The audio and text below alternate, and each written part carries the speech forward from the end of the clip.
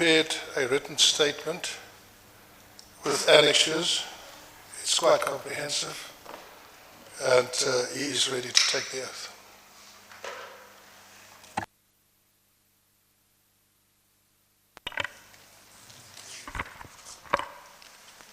Mr. Polwana, did you appear once or twice before us? This is my second time, Commissioner. This is your second time? Yes. And your full names are Chris? Christopher Pulwan. Christopher Polwana. And I assume that you don't have any objection to taking the prescribed oath? I don't have an objection. Right. Do you swear that the evidence you're about to give will be the truth, the whole truth, and nothing but the truth? I swear. Raise your right hand, rather. Say, so help me God. So help me God. That's right. Thank you. I don't know, I also do make that mistakes now and again. If I'm asked for my right hand, I give him the left hand. Thank you. Mr. Commissioner, members, it looks voluminous, the files before you. I trust it will not be necessary to deal with each and every annexure. It is just for completeness sake that it was attached to the statement, and we will deal with the relevant annexures in the testimony. And was there no way in which we could have been given this statement earlier? Mr. Commissioner, there was a huge endeavor to do that. I received it at 5:20 this morning, and I can assure you that Mr. Polwani did his level best to prepare it as soon as possible.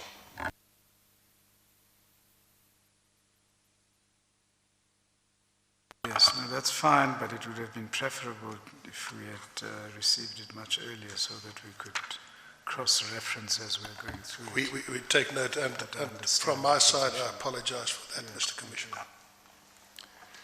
Mr. Polwani, just for the record, can you just give the Commission a brief summary of your background and where you were employed in HR before you joined the PIC? Thanks, Commissioner.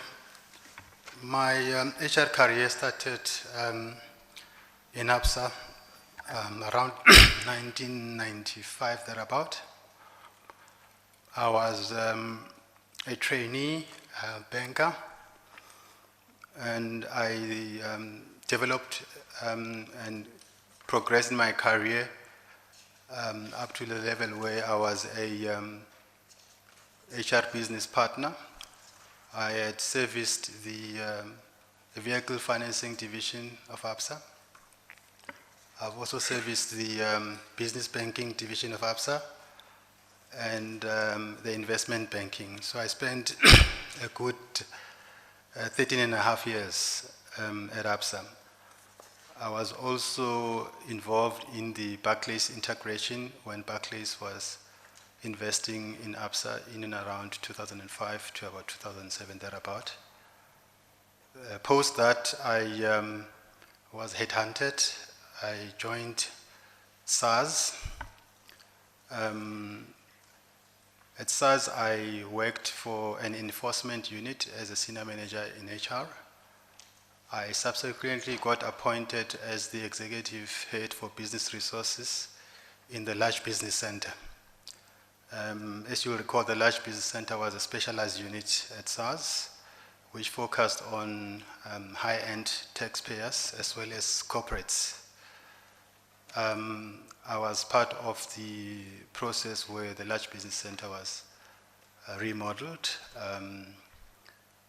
and I subsequently left SARS to join PIC in 2014, in June. Before we start with your statement, and the reason why I asked you to place on record your background, it seems to me that when you joined the PIC, you were a very experienced person in HR matters. Would that be correct? That is correct. I think I've over 20 years experience in HR in various fields. I did some stint in learning and development. A greater part of my career was a general business partner as an HR partner at various levels, senior management level, executive level.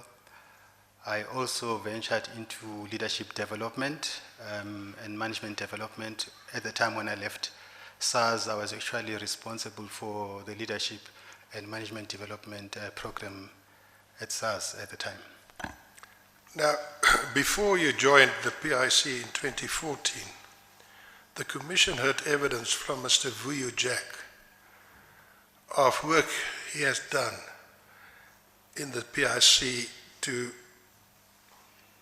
what can also be described as a climate survey, corporate governance survey, and the findings of Mr. Jack was very negative about what's happening at the PIC at a corporate level. What did you find in 2014 when you arrived there? Commissioner, I was not privy to the process when the Deloitte survey was started at PIC at the time.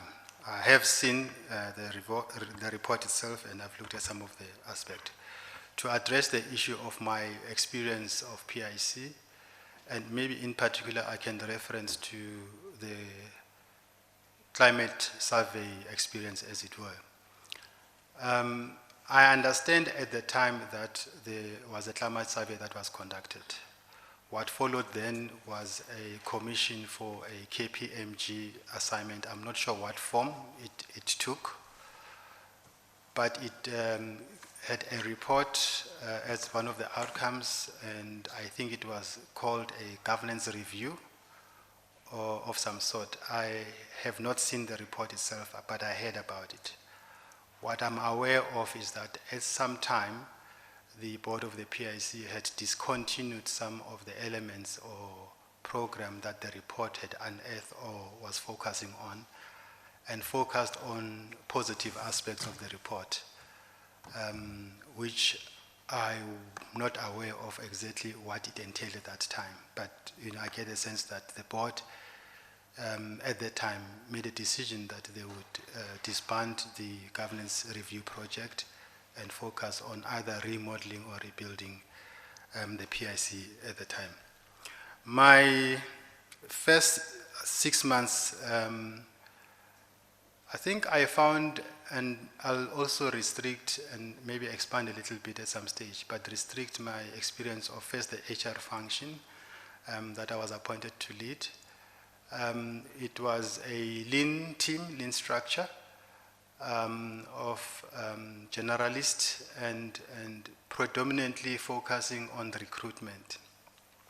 There was little specialization if one looks at the overall human resource value chain, where you look at having a remuneration specialist, org design and performance management or effectiveness as a capability, where you'll also look at labor relations. Specifically, you'd want to have in HR labor relations experts that deals with discipline or even management of stakeholders such as unions in some respect.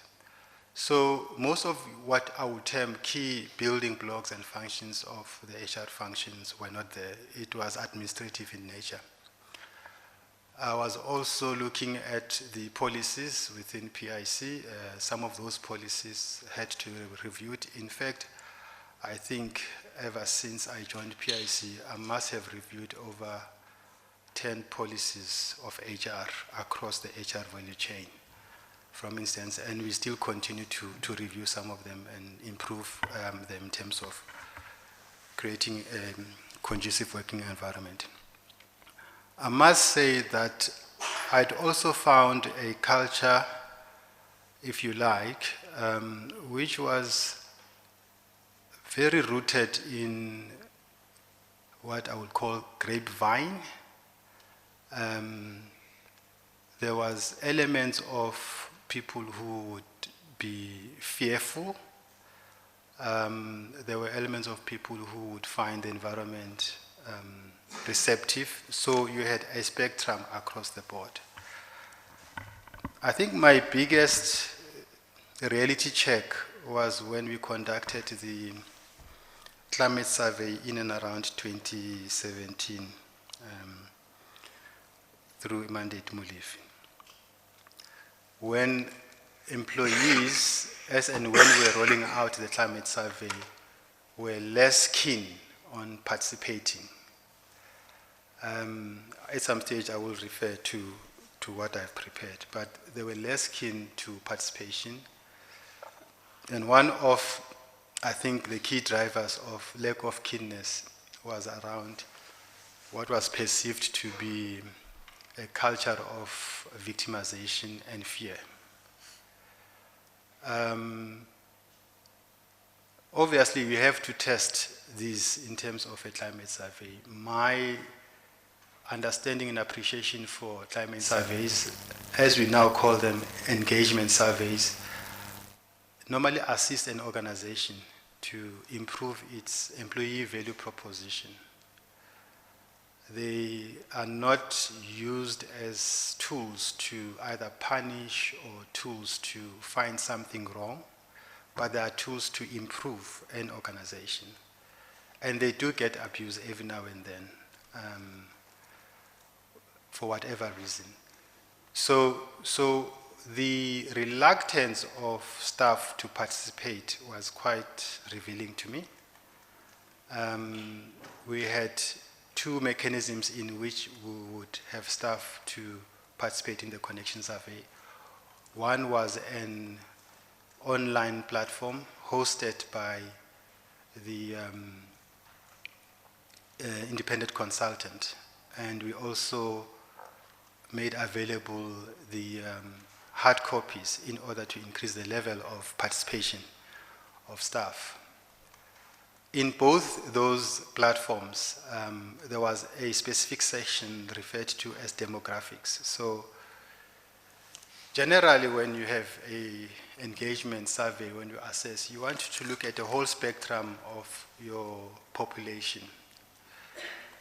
It will be in racial, gender, age, and also tenure in the organization. So across that spectrum. And we also deal with the levels of the employee, in other words, entry-level roles, middle management level roles, or specialist roles, and even senior management roles. So it gives you a holistic picture. Those demographics are quite important to get a holistic picture of in terms of what you're measuring. Because multi-generational workforce respond to different things that the connection survey or climate survey, if you like, assesses. And then you get a picture of that assessment. But that component was unfortunately not completed by most of the employees because they perceived it to a way in which that they could be identified as people who either responded negatively or positively in the climate survey. My position on that is that whether it's negative or positive, the fact is that information that you want is information that will assist an organization to improve its levels of engagement and ensure that it's responsive to some of the aspects that have been identified by various groupings of employees. So that was one of the aspects that I then picked up that, okay, we're in it for a long haul here in terms of that component. But I also think that PIC probably would not have experienced a lot, I'm not sure, and I'm really mentioning this comment out of ignorance because I wasn't in PIC the past 10 years, so I would not know what happened over the past 10 years. Can I just sum it up perhaps that we can start dealing in detail with the matters I requested you to come and deal with? In 2014 you found a workforce fearful, feeling victimized. There was deception, grapevine culture, and that was also the situation with the survey in 2017. Nothing changed. Is that correct? Well, to some extent, but I think we need to balance in terms of how we group. So there are specific, maybe if I may, if you don't mind, so that I can go to that specific section. No, we can deal with that in detail later when we do that.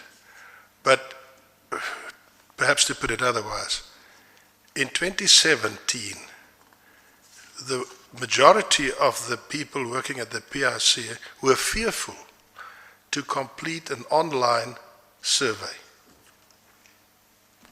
So that would be correct if we look at the participation rate. So the participation rate was just shy of 52, 53%. No, before that, when it was online, it was just over 30%.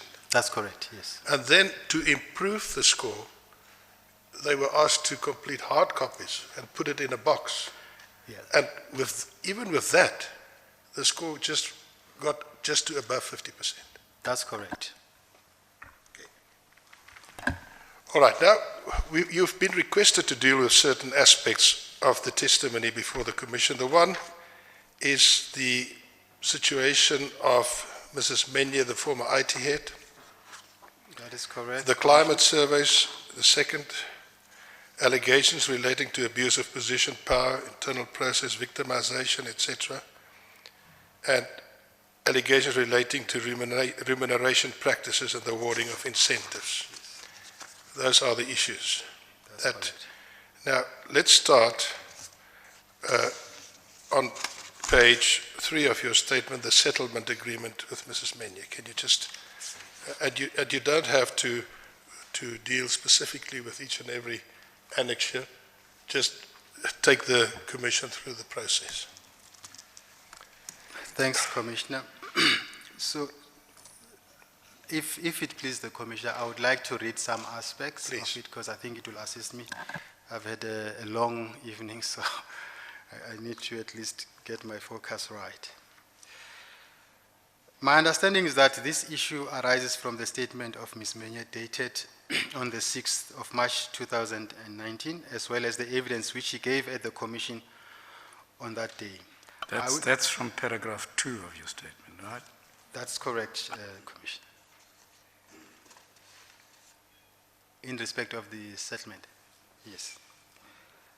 I wish to point out that I dealt with this issue in my statement of the 22nd of January 2019, and that this issue was ventilated before the Commission at great length. I refer to paragraph 5132 of my statement, as well as extras from the transcripts of the Commission's proceedings relating to my evidence attached here to marked Annexure CP1. I wish to deal specifically with the following allegations that have been made by Ms. Menye: that the suspension letter that she received, open quote, did not have any particulars of alleged misconduct that could have led to my suspension, close quote. That she was coerced by myself and or Dr. Daniel Machila into signing the suspension letter without being given an opportunity to make a submission as to why she should not be suspended. That I signed the settlement agreement without having been authorized to do so, and that she was coerced into signing the settlement agreement. I deal with each of these allegations separately below. Alleged lack of particulars in the suspension letter. I attach hitherto a copy of the suspension letter as Annexure CP2. It is to be observed that the second and third paragraphs of the letter go into great detail about the reasons for the suspension. And for the record, the paragraph reads, you will recall that the latter investigation was initiated at the instance of the PIC board, having regard to recent leakages and dissemination of the PIC's internal confidential documents. The PIC appointed external forensic investigators who, during the course of their investigation, interviewed you. Having regard to the seriousness and sensitivity of the investigation, the position you hold, that is Executive Head Information Technology, it is the PIC's view that it is neither in your interest nor that of the investigation for you to be at work until the completion of the investigation. This is because your presence at the workplace may compromise the integrity of the investigation. In this regard, concerns have been raised by the investigators that your cooperation with them has been less than desirable. Preliminary information established thus far indicate the need to protect the integrity of the investigation and as such to place you on a precautionary suspension to ensure that the process is thorough and is devoid of any form of influence by any employee that is in a position that may or may not hinder effective gathering and collation of information in respect of security and access to PIC systems. Sorry, can I just ask you a question on that? Because the question that relates to that paragraph is that,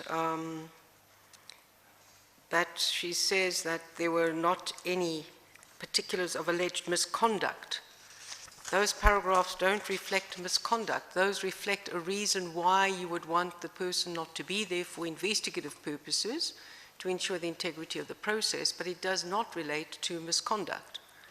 Are you saying that that was misconduct? Commissioner, I'm not saying that was misconduct. I think what I'm responding to is the nature of precautionary suspensions. And I think as you rightly pointed out, the indication of the suspension letter was to ensure that an investigation would be conducted. Okay, so it's quite clear that the suspension had nothing to do with misconduct then? That's correct. It was to ensure that some of There was no intervention and there was no obstacles placed in the investigative process? Well, if we look at, and I suppose this would require us to go through the initial forensic report as and when they conducted No, the it doesn't interviews. answer the question. Stay that we don't need other reports on. Okay. If I may, Commissioner, my understanding is that there was a report that indicated that there was no full cooperation with the investigators at the time, and that had uncovered information at the time, and that recommended that the then executive head of IT be placed on precautionary suspension. Just want to clarify that the alleged misconduct then is a lack of cooperation? Well, there was that bit, yes. Did you talk to Ms. Miena about the cooperation and say the investigators would like you to have further cooperation? Or was that something just taken as given by the investigators? I think, Commissioner, at that time I was not involved in that discussion with regards to the initial interview that she conducted with the investigators. In fact, I came in at the tail end. Well,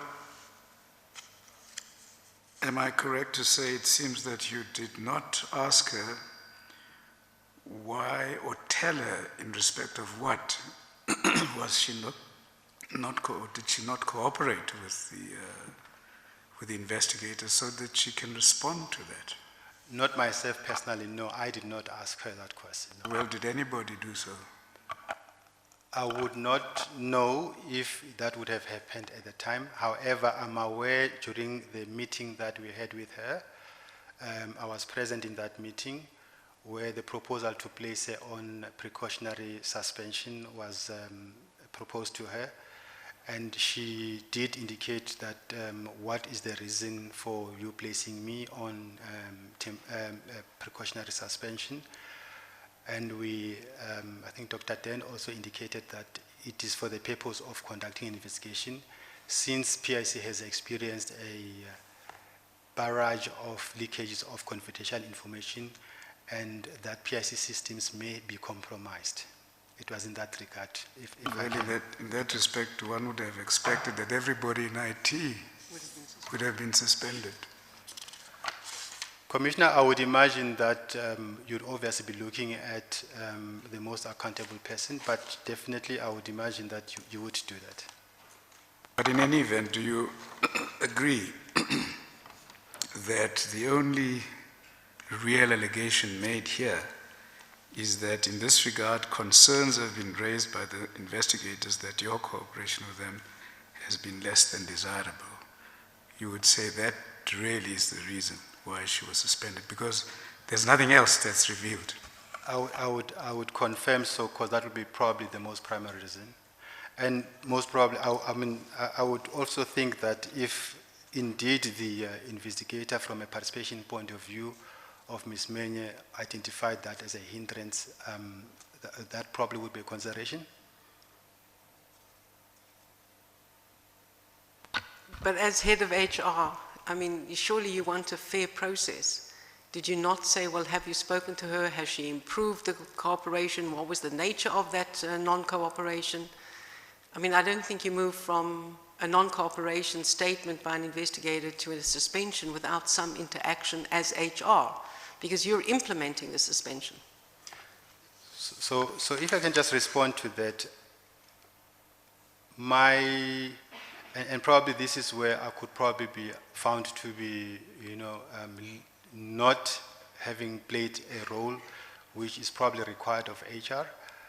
And that is not an admission of not being effectively played that role, but my initial involvement and knowledge of this was as a result of an outcome of a joint meeting between, I think it was a subcommittee of board, ITGC as well as ARC, where the report from the investigator was discussed, and the recommendation from that committee indicated that a precautionary suspension be made. So with regards to the content and the details of the reasons, I think that was also supported by the decision recommendation of those two committees. I've also attached the annexure in terms of the minutes. I think it's annexure CP3. The details are in that annexure. Yeah, I've looked at that. But in essence, 2.5.4 is not correct then from your statement, because accordingly it is incorrect that the suspension letter did not have any particulars. That's a semantic, to be quite honest. There are no particulars there. It's a general statement. You didn't cooperate sufficiently. So it's not that did not have any. Maybe there's a misuse of the word any, but materially, I would, if it was me getting that suspension because I didn't cooperate, I would have expected more to have been said to me why I'm being suspended. No, certainly, I think one can consider that. I think that any component was mainly referring to the statement that Ms. Menye made to the Commission herself. Sure, but I'm saying you're latching onto the word, not the intent of what she was saying. Certainly. Follow-up, yeah, just a follow-up, Mr. Polwani.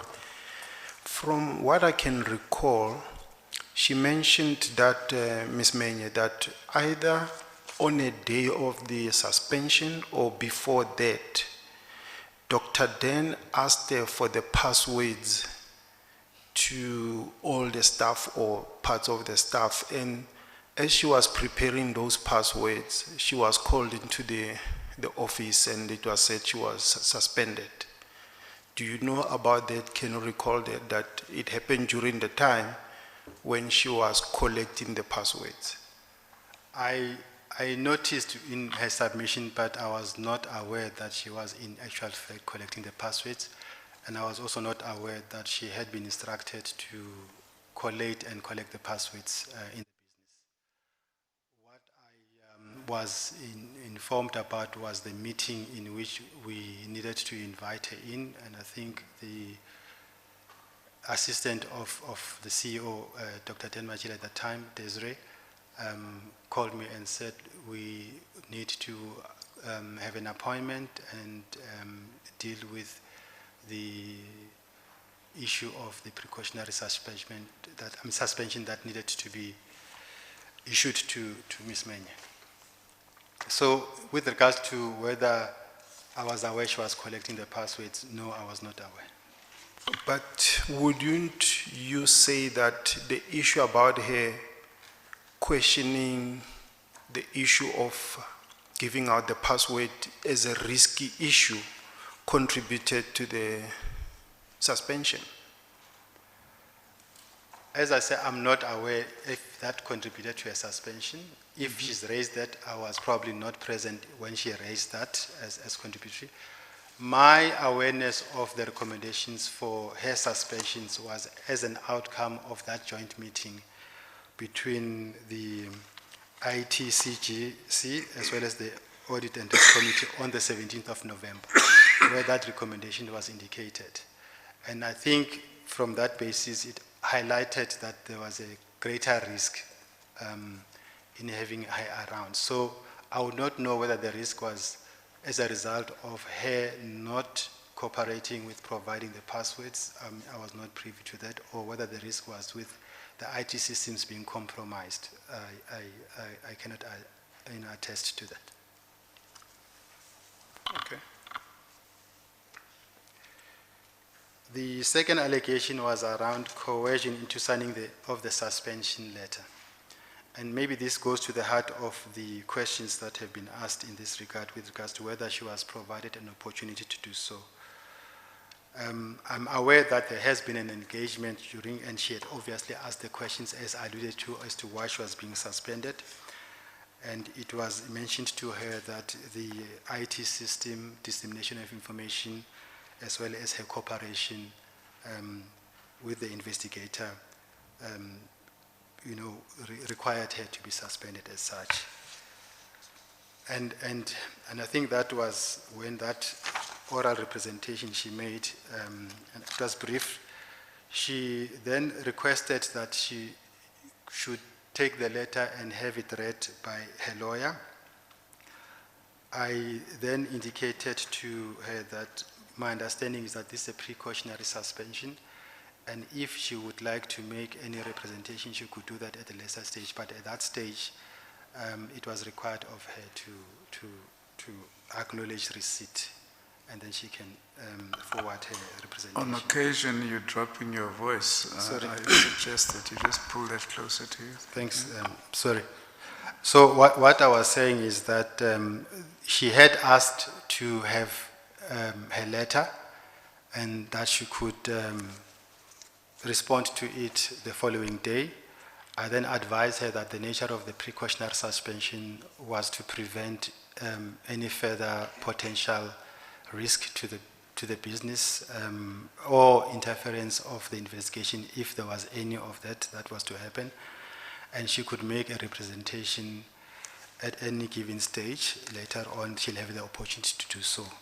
The consideration at that time was to secure the smooth running of the investigation.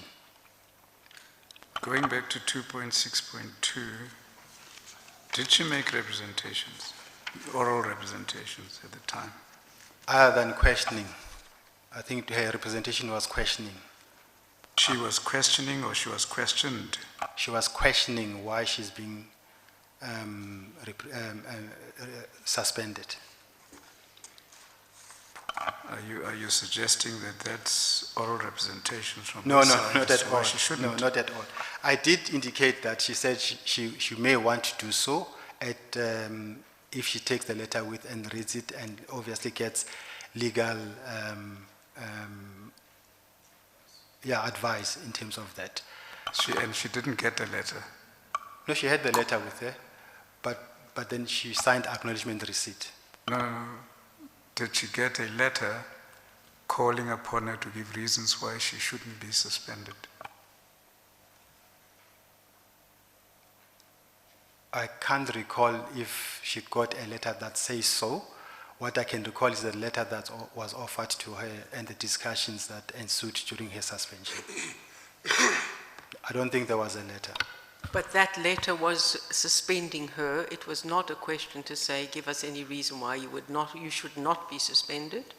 So that discussion was held, give us reasons why you should not be suspended. And she said, instead of doing that, I would prefer to have it reviewed by my Well, lawyers. absolutely. Before I can reply to it, I need to know what is in the letter. Yes. But she only got a letter of suspension. She did not get a letter that said, provide reasons why you should not be. That's correct. Okay, so when you gave her the letter, in effect, you implemented the suspension. That's correct, yes. So therefore, her ability to query the suspension was affected by the fact that the only way she would know what was being charged because you gave her a letter. You didn't give her a letter saying, tell us what you think about this, what is the validity of this. So there was no engagement at that level. She had to have the letter of suspension to know what it was about, other than the verbal communication that you made with her. So there was the verbal communication. Sure. Yes. But the verbal communication to me, and if I'm in that circumstance, I want to be able to place something to get consultation with my lawyer. I need something on paper. What she got was the letter of suspension. I can confirm that, yes. Yeah. Another point. I mean, in a case like the IT systems and even in trading, you know, in trading stocks and all that, normally, I mean, people are told to leave the premises same day. So, I mean, in many ways, 2.6, this letter was forcing her to leave the business that day. I mean, you know, there was no other way for her to stay within the business. So, in many ways, she was coerced to sign it because of the risks that, you know, were there. Do you agree with that or not? I think I disagree slightly in terms of coercion. My experience in terms of the meeting itself was that of engaging, and the information that the PIC at that time was concerned about was its security. So, Commissioner, if you're referring to investment banking environment or also in areas where very senior person, whether we stock, but if a risk is already identified, they would immediately do precautionaries if you were to suspend someone.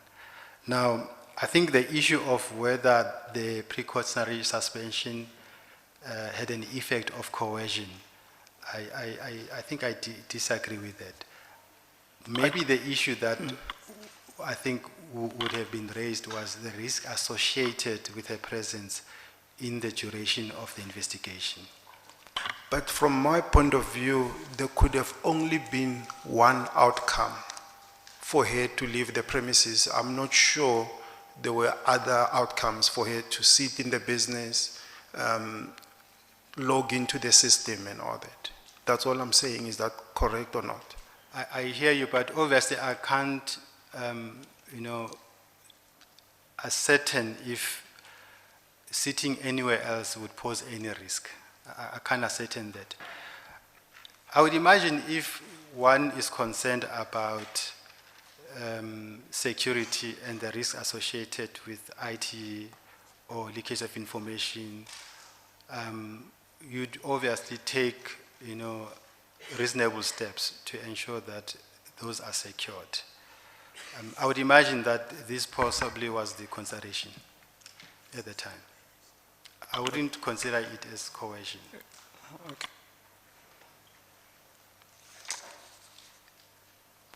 She was not suspected of having done anything or having leaked the information that was said to have been leaked. Commissioner, I don't think that was the considerations of her being suspected of leaking. Perhaps I If I can recall. assist the Commission. I want to read to you from her statement before the Commission. She testified under oath as the team was busy consolidating the passwords. At about 9:25 on the same day, I received a call from Dr. Dan requesting me to meet him urgently in his boardroom. When I got to his boardroom, he was with Mr. Chris Polwani.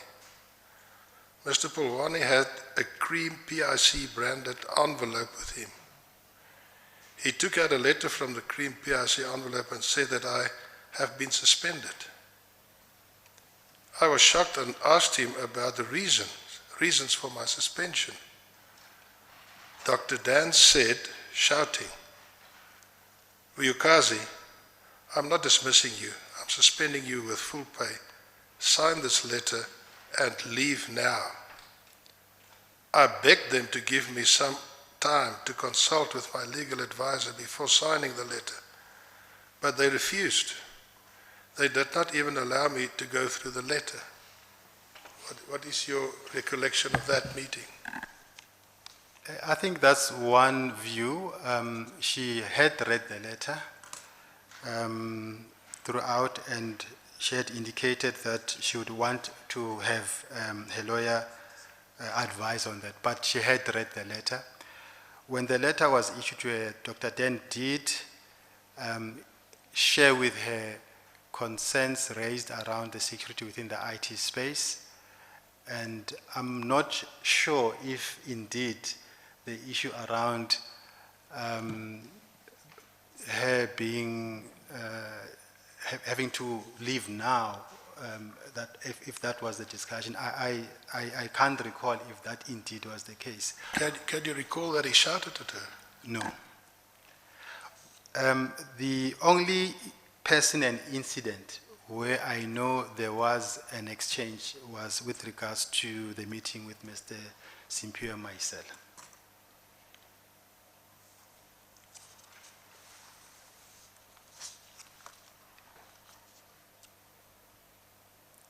I'm not sure where I need to go through. 2.7. Alleged lack of authority to sign the settlement agreement. As I've already submitted during my previous appearance on the 22nd of January 2019, during the negotiations held at the chambers of the chairperson of the disciplinary hearing in respect of Ms. Menye, in sentencing on the 11th of April 2018, I from time to time obtained specific instructions and authorizations from Dr. Dan Majila to respond to settlement proposals as well as to sign the settlement agreement on terms and conditions that he agreed to. Would this have been a normal process that at a disciplinary hearing, Dr. Machila, as the CEO, would be giving instructions about a settlement? So that is affirmative. In discussions of settlements, you would consult with the highest authority in the organization, and that would be Dr. Dan Majila. Sure, but there are two things here. First of all, this is a disciplinary related to what? What was she being disciplined for? Because the charges that you have here was non-cooperation, and it seems that nobody spoke to her about a different type of cooperation. You then have a disciplinary, and that at the disciplinary hearing, you're negotiating the settlement. And if we remember what she said, she felt impelled. She brought her husband there and felt compelled to actually sign because of the pressure being put on her. Would that have been normal? Would you have a disciplinary, go away, look at the findings, come back and say, these are the matters that I'm asking, because this says at the disciplinary hearing. Are you saying you were on the phone to Dr. Machila to get agreements and what was happening? What are you actually saying here about the role? Yeah, so Chair, in my first statement that I submitted at the time, I had submitted that the chairperson of the disciplinary hearing had initiated discussions. So when we started and we needed to proceed, had initiated discussions to see. Chairperson of a disciplinary hearing initiate a discussion on settlement without the PIC saying that's what we would like to achieve.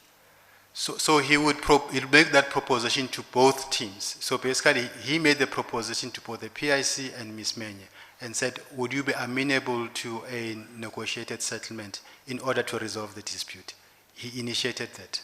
Is that standard procedure for a chair of a disciplinary to try to find a settlement which exits the person? I'm not sure in terms of exits the person, but Settlement is exit. so if I may respond, Commissioner, with regards to standard procedure, in any dispute in a disciplinary hearing, whether at the commencement or duration or even towards the end, the settlement issue does come up. So I would confirm that it is standard procedure to first assess if the parties either would want to pursue the whole disciplinary process or the parties would rather settle at the instance of the disciplinary hearing. That is standard practice. That is common. From Ms. Menye's testimony that I remember, she said this occurred on a number of occasions. It wasn't just one, and she felt pressured by the disciplinary chair in relation to getting to a settlement. And as you say here, when you say I from time to time obtain specific instructions and authorizations to settle, was that something that occurred while the disciplinary or at the disciplinary hearing itself, where you conveyed the terms that Dr. Machila would settle on? So, Commissioner, the disciplinary hearing ceased to continue when that proposal was entertained, the proposal to settle. So when we were supposed to start on the 11th of April with the disciplinary hearing, the proposal was made to the two parties and therefore we then adjourned, and that's when I first called Dr. Den Majila and said, Dr. Den, there is this proposal that has been proposed by the chairperson. Are you amenable? And then he confirmed yes. So what I mean by obtaining specific instructions from then on is that that process has already ensued.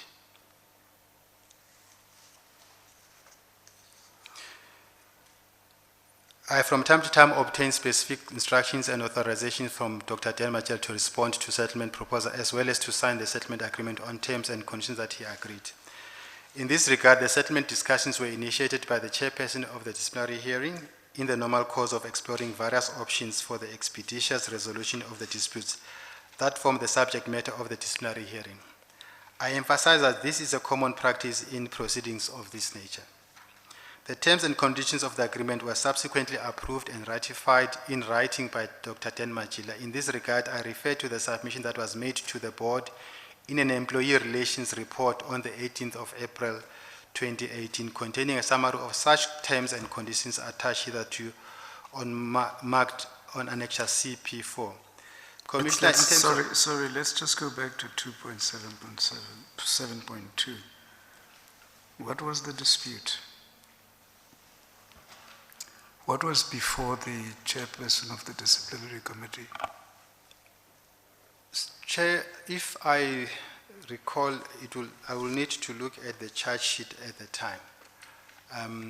The dispute was in and around her role. I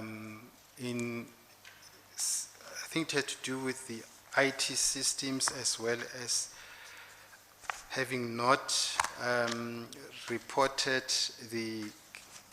or informed the employer in due course with regards to a case reported by Mr. Marcel. I don't have the details with regards to that, but it was in respect of her breaching her duty of trust to report on a matter. Something like failure to report that a criminal case had been opened. Yes, something to that effect, yes. Yes. I just can't recall in verbatim the wording thereof. So it's no longer the charge or case that she was suspended for, it's something different. So, Commissioner, as you will understand that an investigation was underway. I think during the investigation, the report uncovered or at least brought to surface that the issue of reporting of a case, the issue of a case being opened, occurred and she was aware of. I am aware that she did communicate with regards to the case to the CEO, but it was at a later date or time. I think almost close to over a month, if I'm not mistaken. I can't recall the details specifically. Can I perhaps assist just to cut through all this? The PIC was represented at this hearing by senior counsel. That's correct. And if my correction is not wrong, it was 2 senior counsel. No, Ms. Menya was represented by 2 senior counsel. That's 2. Yes. The chair of the disciplinary hearing was a senior counsel. That's correct, yes. And the PIC was represented by senior counsel. It was counsel. Counsel, thank you. And the settlement that was reached was negotiated by these legal representatives. That is correct. So the negotiation on the settlement was entered to by both the legal counsels of the PIC as well as Ms. Menya's team. All right, and what was the stumbling block is reported to the board in Annexure CP4. If you look at paragraph 2.4 and 2.5 of that document, can you just read that into the record? So this is a report that had compiled to board. It was signed by Ms. Matsepo and Dr. Den for submission to board to update them on employee relations within PIC at the time. 2.4 reads as follows. The settlement discussion and initial request from the employee relations was a 36 months current salary package with a guarantee on incentive eligibility, potential loss thereof, which will have to be assessed by an independent person. B, the payment of Ms. Menya's legal fees, and the PIC recommended security of job in any, or the PIC to recommend security of job in any of the investee companies. The employer's response to the discussion was an initial 12 months of current salary package excluding incentives, as incentives are never a settlement factor, and that this can never be guaranteed in line with PIC's remuneration policy and practice. The PIC was not in a position to deploy any employee or current or post-termination on an investee company, and this is not the best practice from a governance point of view. The final settlement reached was a 24 months current salary package with no incentives and no payment of legal fees. The matter 29 months? 29 months or 24 months? 29 months. The matter between PIC and Ms. Vyogazi Menya was thus concluded. Was the 29 months settlement exceptional? I had made my submission also in my, my statement on the 22nd of January that indeed this was out of the norm and it was exceptional, yes I did. Was it on that score that you had to take instructions from Dr. Machela? That is correct. There was also a very important clause in that settlement agreement stating that, if I recall correctly, that there was no wrongdoing on the side of Mrs. Mendy. So, Commissioner, part of the discussion and negotiations was that there will be a reference letter. So when the issue of deployment or recommending a job in an investee company was not forthcoming on the part of her lawyers, they then recommended that PIC should include in as part of its reference that Ms. Menye's departure was mutual in nature and indicate that there was no act of misconduct on her part. So there were two letters to that effect. The first letter I had sent through to her, which specifically identified her term of service and a certificate of service, and also indicating the period in which she started and she left PIC, and that was the end of it. She then subsequently indicated to me that, Chris, there's an important component that you are missing in that letter. That component is that you need to capture that there was no act of misconduct on my part in my separation. And I had to include that because that was part of the terms that was negotiated as well. And she was in fact correct because she had not gone through the DC and found to have contravened anything. Commissioner, well, remember that the DC had stopped. So if the DC had continued, I'm not sure what the outcome would have been. So there was a... No, you're absolutely correct. But Yes. that's why she could demand that you put yes. that in. That's correct, yeah. I think what is necessary for you to explain, Mr. Pulwani, to the Commission is that we have a situation here that the head of IT is suspended provisionally. In the letter of provisional suspension, there is really no allegation of misconduct mentioned. She's then charged. Enormous costs are incurred for legal representation, person chairing this hearing. And then she's sent home with an enormous settlement amount and with a letter that she's done nothing wrong. The perception out there in the public is, and correct me if I'm wrong, is that the PIC just wanted to get rid of this woman. So, Commissioner, if I can respond to that, and this unfortunately happens in situations where settlements are entered into. They become or get to an unenviable situations where one can look at a perception that says you are getting someone out of an organization at all costs. But the other perception is that this was a negotiated settlement. So both parties were trading in terms of what considerations they will be agreeable to. And those terms obviously get contained in the settlement as a final discussion. Now, there's this further peculiarity I'd like you to comment on.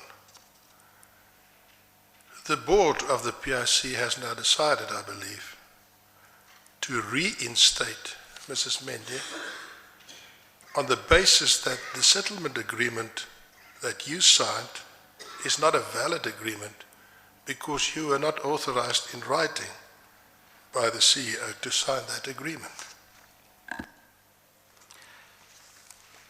Commissioner, I think what would be very helpful if I read through 2.8 and up to, because I think that would be very helpful to put things to perspective.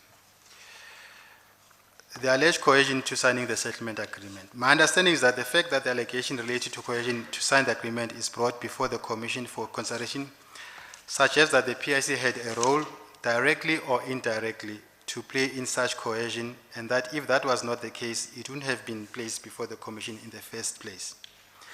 As previously mentioned, I was the official representing PIC as the employer at the disciplinary hearing on the 11th of April 2018.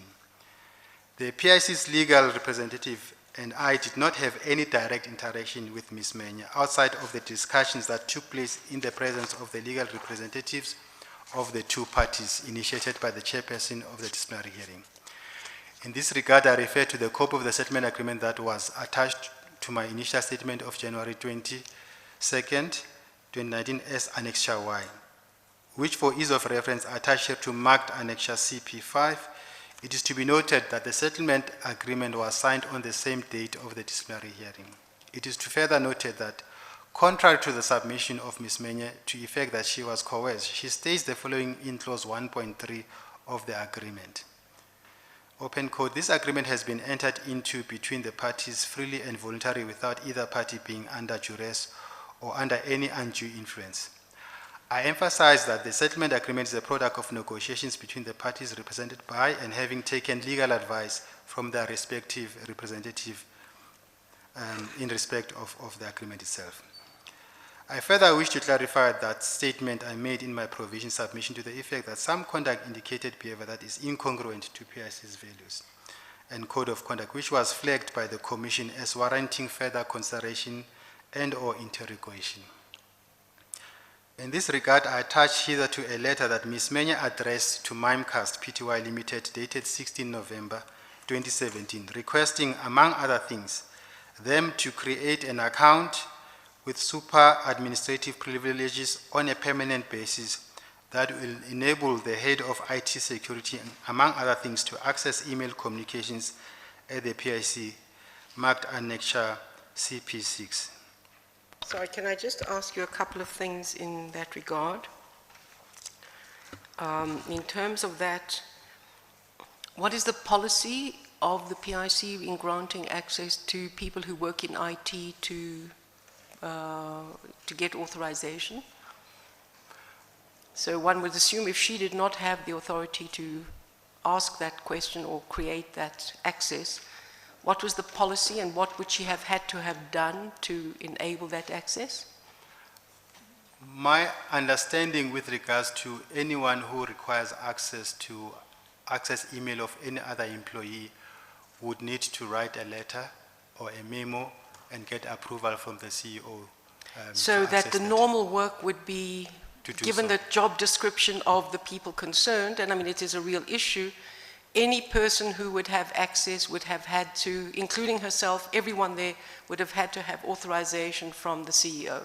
So, Commissioner, if you were to access somebody else's email, yes, definitely you'll need to have that. But access. is this accessing somebody else's email? This is access to Mimecast, and within that, in her letter that you refer to, she says, to minimize the risk of the super administrator account being used for illicit purposes, its password will remain under the knowledge and custodianship of the head of IT security at PIC, who will then take accountability for all activities performed by this account.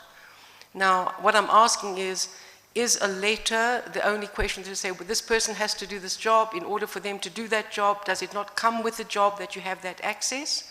Or in addition, you have to have a letter from the CEO approving that?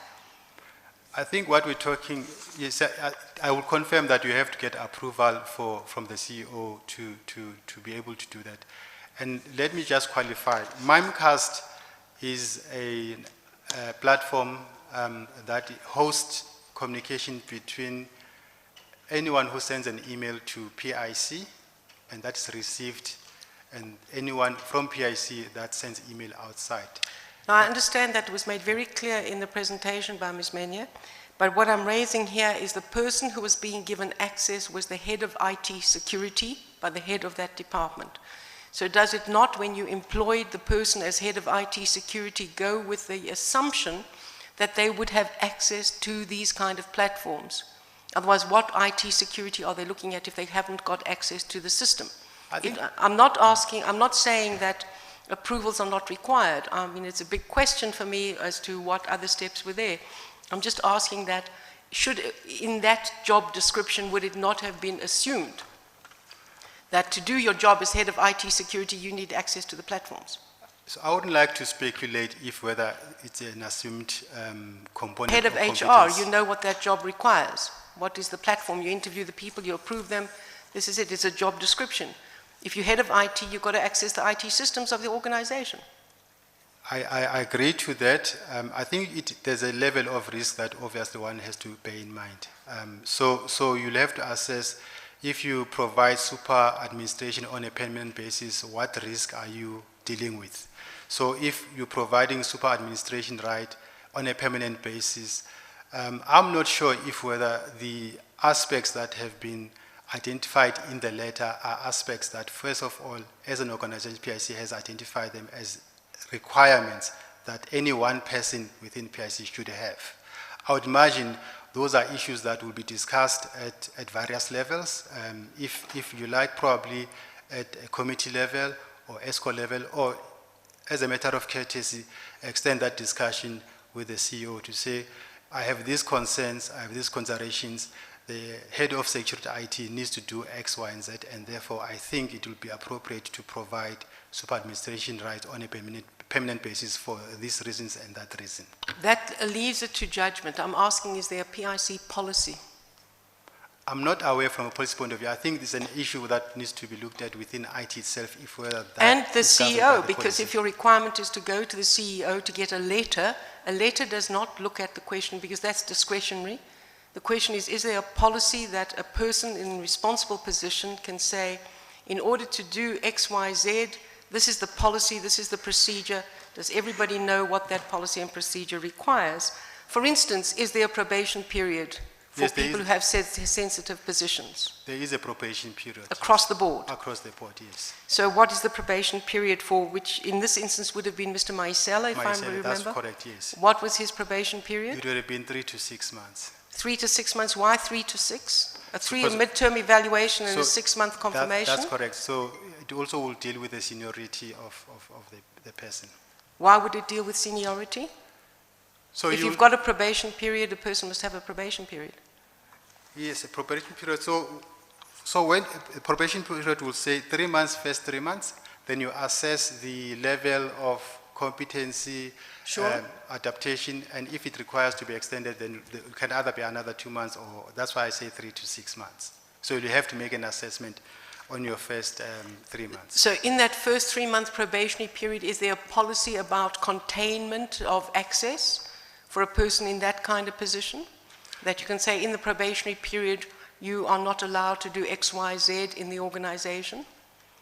I'm not aware of any, but I think it's a proposition that needs to be a consideration, especially in high-risk jobs. I would think that is something that can be considered. Because if there's no policy about what steps you need to take, and there isn't a clarity about what you can and can't do in a probation period, then this becomes a very muddled affair. It's discretionary.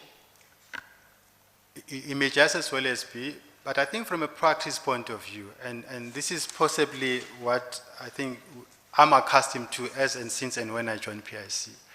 anyone who requires to get access, I mean, even myself, if I need access to get information from someone that has left PIC and they've got specific information, we normally write a memo to get approval from the CEO for us to be able to do so. So Understand- everybody else who's Yeah. had access Yeah. has a letter of authorization from the CEO across the board? Yes, I understand that has been generally the practice. Okay. So Commissioner, I understand the issue that you've raised in terms of, if it's inherent within the job that the person performs. I would imagine that, component would be, linked to the risk associated. And that point I think I've made.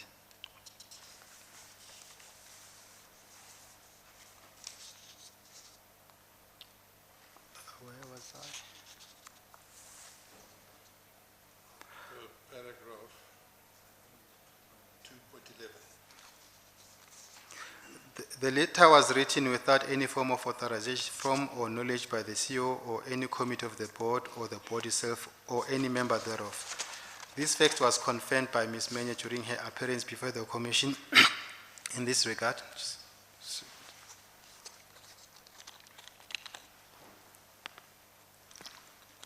Excuse me.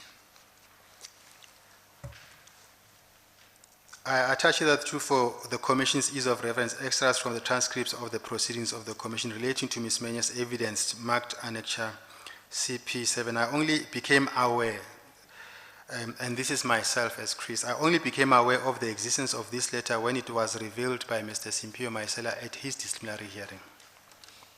I wish to point out that questions that related to the terms and conditions of the settlement agreement, and in particular that the settlement amount was higher than the norm, have been adequately ventilated in my previous statement before the Commission on the 22nd of January. In this regard, I refer to pages 88 to 90 of the annexure. I wish to point out that it has come to my attention that the Board of Directors has resolved to reconsider rescinding the settlement agreement by mutual agreement and therefore reinstating Ms. Menye.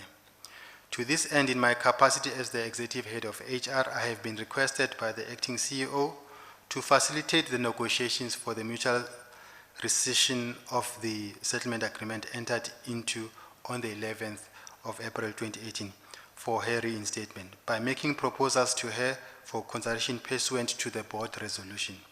The engagement is underway.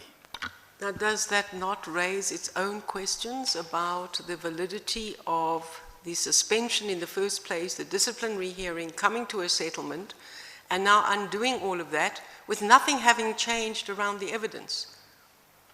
So on what grounds would this now be taking place, and on what grounds do you as HR engage with the board on their decision? Because then this sets a precedent. Have you engaged to say these were the findings, these were the rational decisions, this was the outcome? Now you're asking us to undo all of that and reinstate as if all of that did not happen? And would that, in that negotiations, now entail compensation for Ms. Menye being subject to that and incurring expenses? All kinds of things come up about it, but above all the question, you as HR, and a disciplinary process, a settlement agreement, a board decision, and a board decision. It's the same board members, barring the CEO, I think, who would now be taking that decision and reversing a previous outcome with, I don't see what new facts there are on the table to reverse the decision, unless perhaps you know of facts that would have mitigated the circumstances of the suspension and settlement that have now come to light that would enable you, the board, to take a decision to say, we rescind that. And can I add to that with respect, Mr. Commissioner?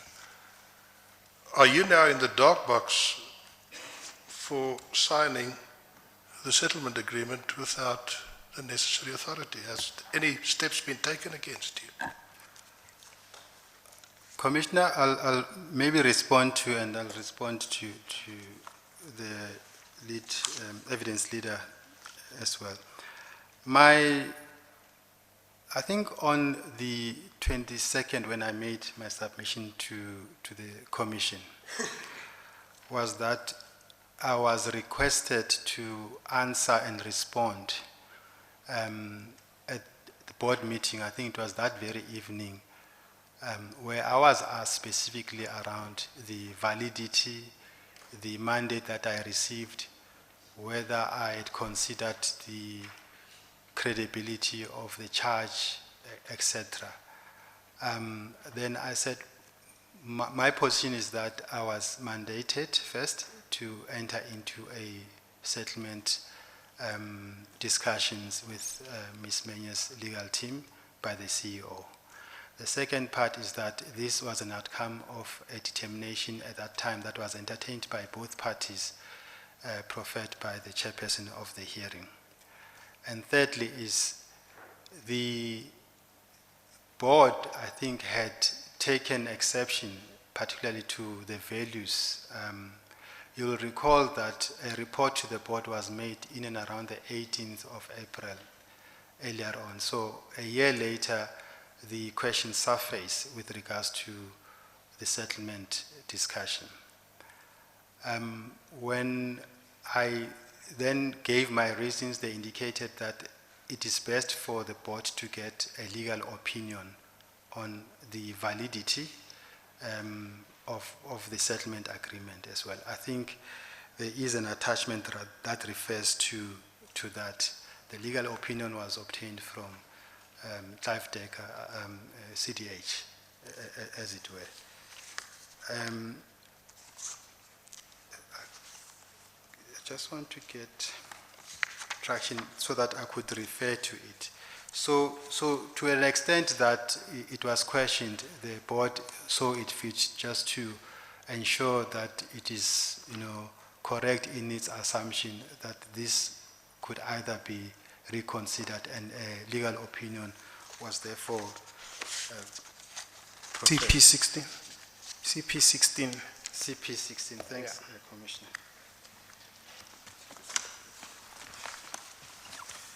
Commissioner, if I may be allowed to maybe refer to it, if Commissioner is comfortable with that, and read the letter. Which parts do you want to read? So there's an executive summary, but there's also the consultations and a brief background. Yeah, you can go ahead. So I can start with the consultations. It refers to documents received from PIC in order to render the opinion. They were provided with a delegation of authority dated April 2015, with the PIC disciplinary code, precautionary suspension letter to Ms. Menye, the Naledi advisory forensic report, notice to Ms. Menye to attend disciplinary hearing, letter from the Mabuza attorneys to ENS, the settlement agreement itself, findings of the advocate Nazir Kasim in the disciplinary hearing of Simpio Maisela dated 1st June 2018, letter from Smith Tabata Bakan and Boys attorneys to PIC dated 21 December 2018, transcript of the evidence of Mr. Pulana, that's myself, I suppose this is supposed to be the PIC Commission of Inquiry, as well as his statement to the Commission. In collating the information to execute the instruction, we held brief discussions with the following people: Velna, the company secretary, and Mr. Pulana. So this is with the limited people that the council at that time interviewed. On the executive summary, it also says that based on the information at our disposal, we advise that Menye would have been found guilty during the disciplinary hearing in respect of the allegations of misconduct leveled against her. Which part is this? Which part are you reading? 2.1. Oh, 2.1. Okay. 2.2 says the chief executive officer was required in writing to delegate to the executive head of human resources, public investment commission, Chris Pulana, the authority to sign the settlement agreement with Menye. The legal opinion further goes into other components in terms of what is at issue. I'm not sure whether I should look at that.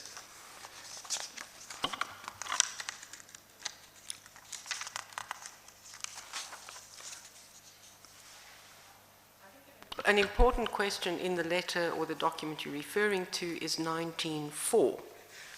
As head of HR, you received only verbal instruction or authority to sign the settlement agreement from Dr. Machila. Is that correct? That is correct. Would you normally do such a thing without a written instruction? There are instances where I think in this one, the values are way too high, and I would agree that the restriction would have been required at that time. I also followed up in terms of my submissions of the update to board. I think that's where Dr. Dennis also signed. In other words, one can make inference that that was therefore a ratification of the agreement itself, because the terms and conditions and the final amount, the final were indicated in that report. So that's the report I referred to. That was from the 18th of April. So that was tabled at the board That's and correct, yes. approved at the board and signed off as correct. I'm not sure around the approval, but it was, I had submitted it so that it should be tabled at the board. And just going back to the question, why would you have done this on a verbal authority only? Is that standard practice in the PIC, that verbal authority is sufficient? Commissioner, I think I can think of two instances where there was, so I would call, say for example, we're either at the CCMA or at any other forum, I would then call and find out from either the CEO or whoever is acting, if the CEO is not present, that this is a proposal that we're making, are we in agreement with it? So that happens, and then you'll also have a mandate. In that circumstance, sorry to interrupt you, but in that circumstance, would that not be followed up with a written authority that this has occurred, this is when it occurred, this was the authority obtained and signed off properly? Naturally, that will be the case, yes, I agree to that. And perhaps maybe what I'd alluded to in terms of that report, which was for the board's consumption, is to indicate the values so that this does not seem that it's something that was swept under the carpet or hidden in any matter. So What was the timeline between the approval of the settlement and tabling to the board? So the settlement was signed on the 11th of April. I tabled the report on the 18th of April. Yes, a week, just a week. It was a week apart. later. Yes, it was a week later.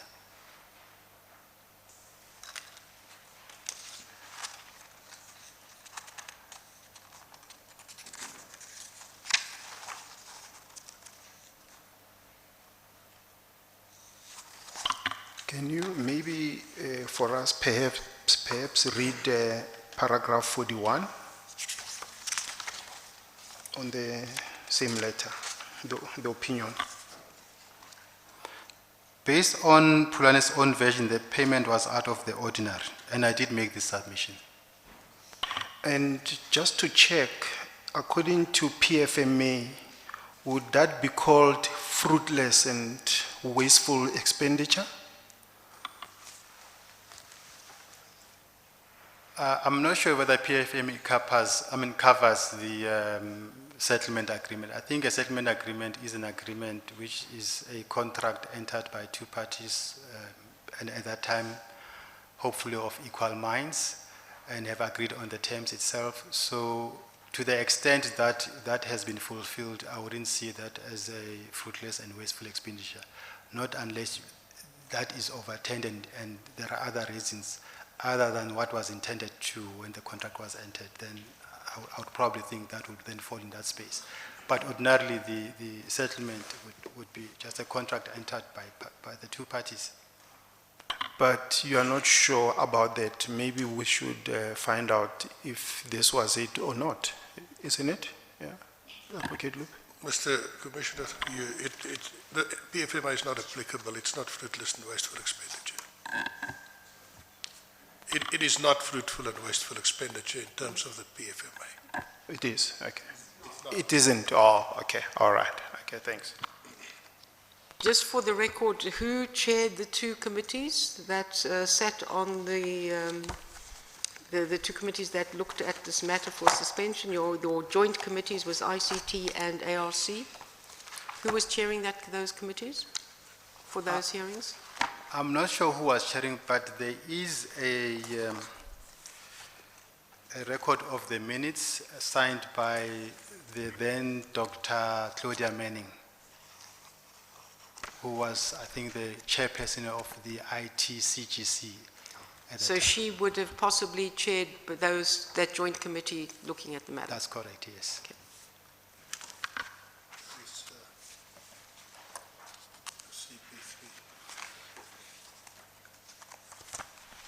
Commissioner, I've been directed, no, is it the one? I've been directed to CP3, and I think that's... That's CP3, yes, Yes, yes, that's the that's matter. CP3. So it had the following people present: Dr. Tloda Manning, Ms. Sandra Beswick, Ms. Dutu Hlachwayo, Ms. Tanzwa Fubu, Mr. Pitsi Mloto, Dr. Truman Koba, Ms. Sibusizwe Zulu, Ms. Lindiwe Toi, then Dr. Dan Machila, Ms. Matsepo More, Mr. Franz Lukubu. Thank you. And the resolution is noted that the committee resolved to support management's decision to suspend certain individuals within the IT department with the aim of safeguarding the institution. And then there's some aspect that deals with what has been identified.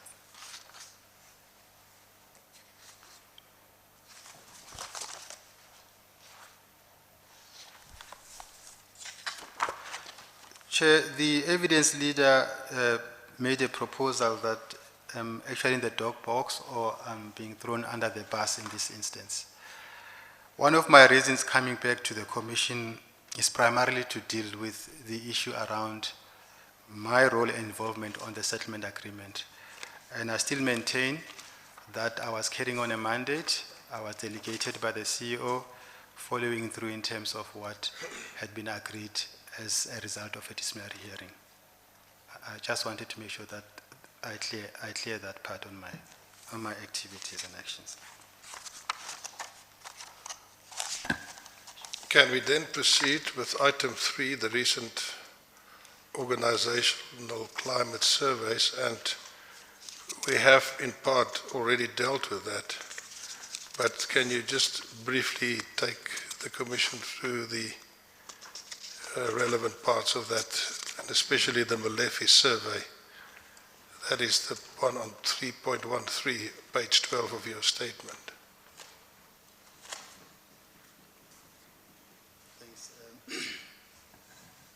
Perhaps you should start at 3.10.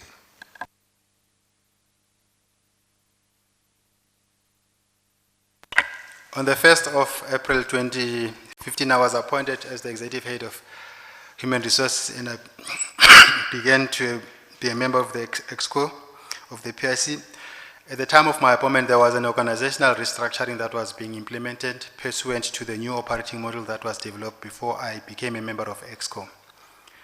As part of the implementation of the new operating model, I recommended the establishment of broad banding to job grades so that, among others, employees are able to progress within their job bands. The recommendations were implemented between the period March 2015 and October 2015.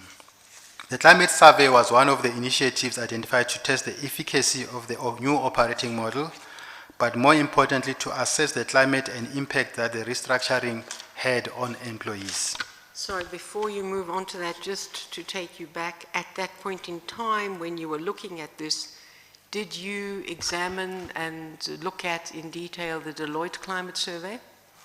Yes, I have a comparative study in here. I saw that, but I'm asking, did you at this time or when you came in look at the Deloitte survey yourself to say, if we're looking at a new survey, we're looking at the reorganization structure, what was the climate? You came in as head of HR. What was the climate when you came in?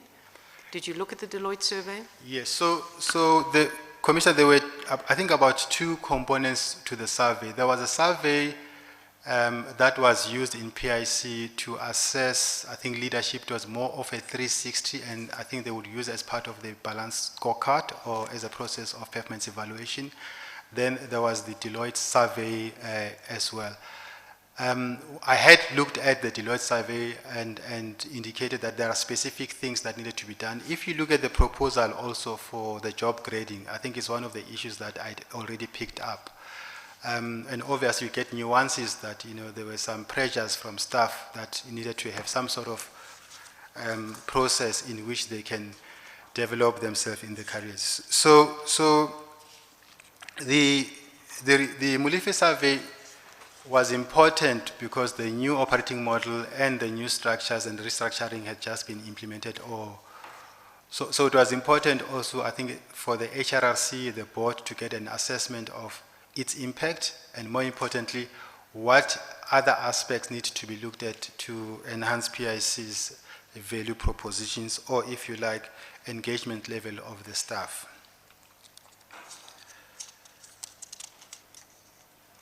Before you proceed, in consultation prior to your presentation today, can you just tell the Commission what you found in 2014 when you joined there on the position of bonuses paid to employees? 2014. Oh, okay. So I think it's one of those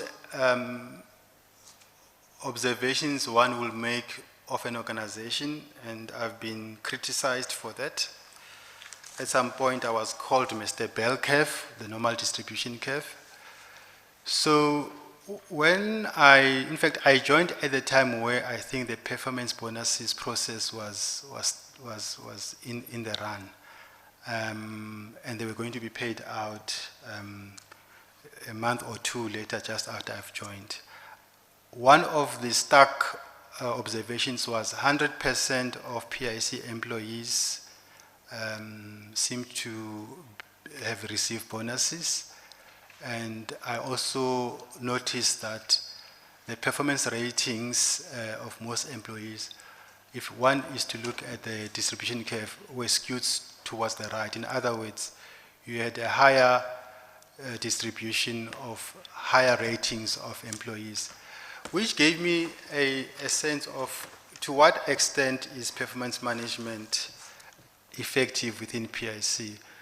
And maybe I come from organizations that value high performance, where anyone who exceeds the performance, you really have exceeded the performance, and that has been thoroughly interrogated. And when you allocate a performance rating of above a 3, then indeed that person has exceeded the performance.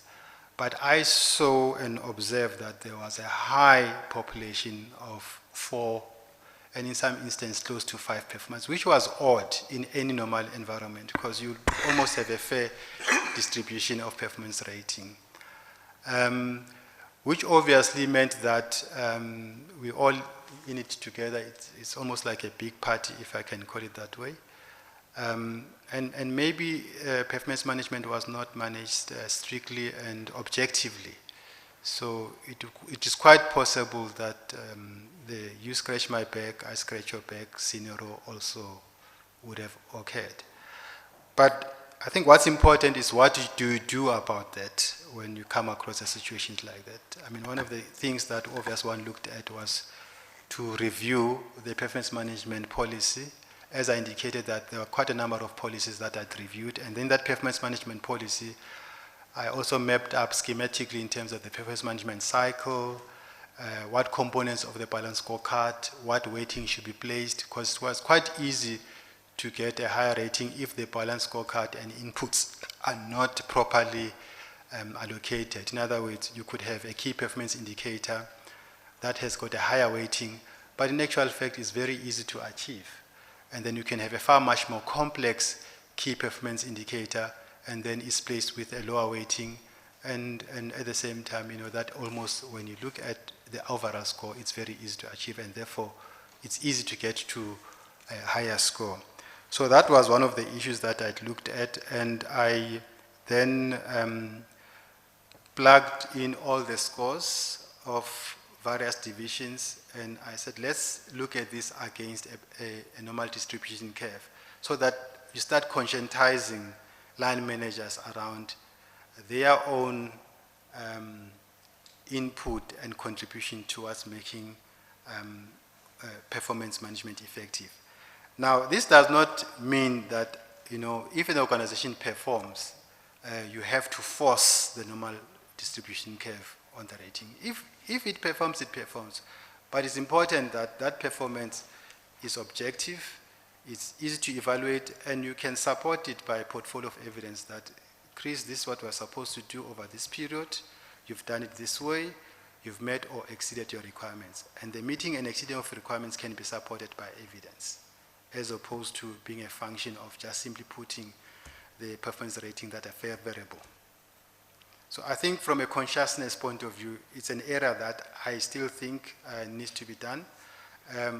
I may venture to say that one of the things that we do, and it's a process that most employees within PIC don't appreciate, and in some instances they'll refer to it as some element of victimization.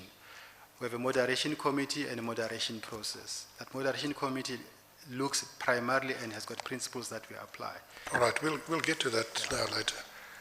I asked you to deal with this because that was a situation in 2014 that had to be corrected, and that caused a lot of unhappiness in the organization, and we'll deal with that later. Yes.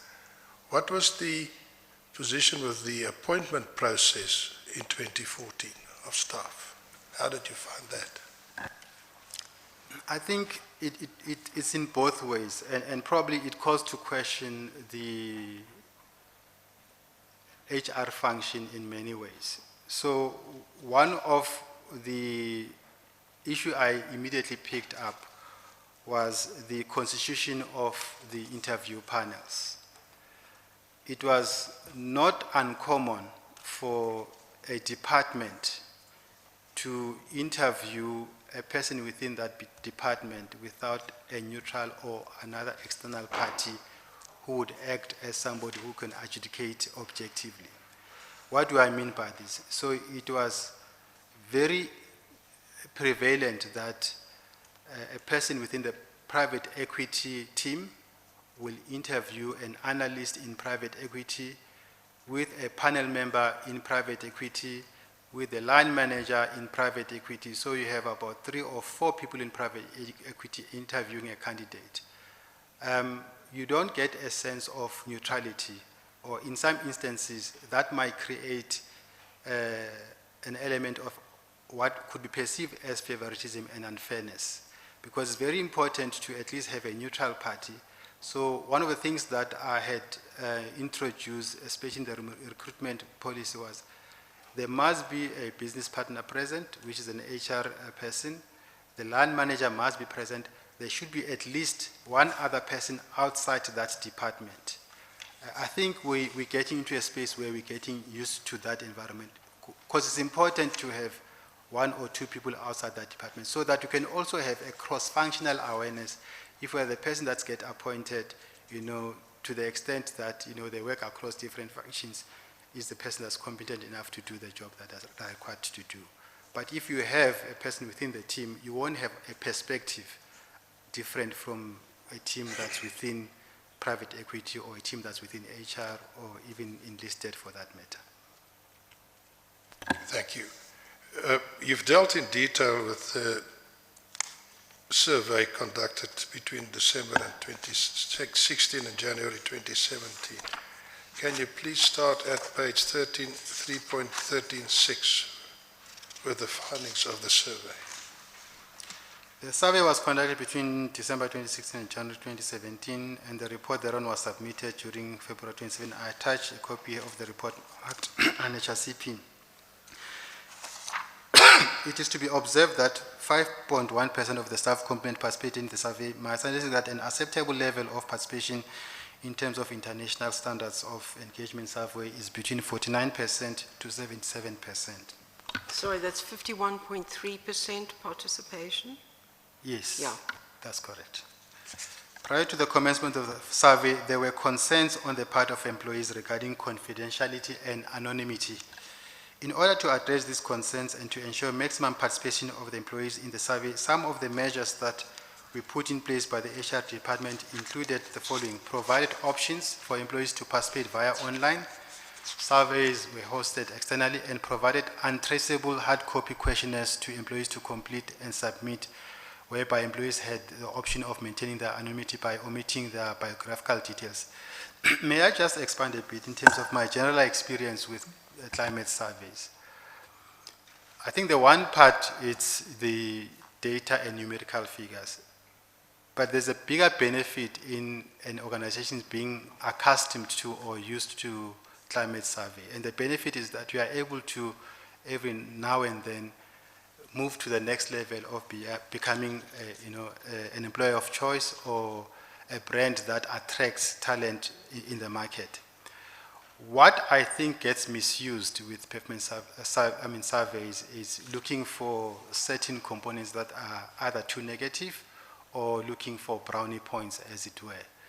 And I think that's an issue. The issue is, to what extent can we improve the levels of engagement of staff so that, and this is the critical part of it, when employees are engaged, there's a research work, I'm unable to quote exactly.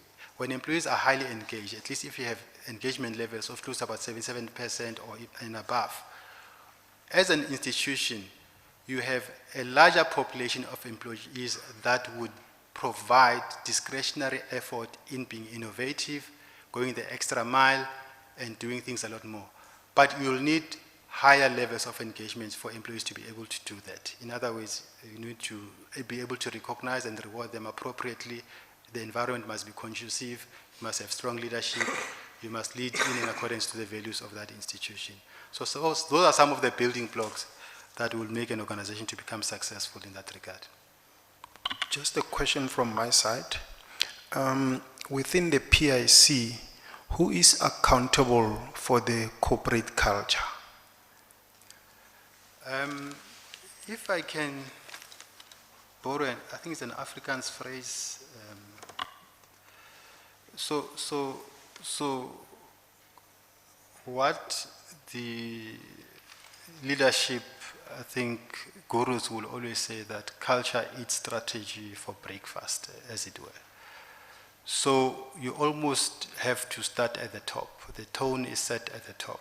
So it will be top management that needs to set the tone for the culture of the PIC to be what it should be or expressed as a way in which employees identify with. So it's at the top. Yes, but in many companies, the person who drives the culture is the human resources department, and the CEO generally is the sponsor, but generally is the human resources. But if you look at the PIC culture, it's not well at all. So I will challenge that any one person can drive an organizational culture. I don't think there's any empirical evidence that supports that perspective. A culture is set by a group of influential individuals with specific ideals that they want to achieve. They will enroll other members of the organization.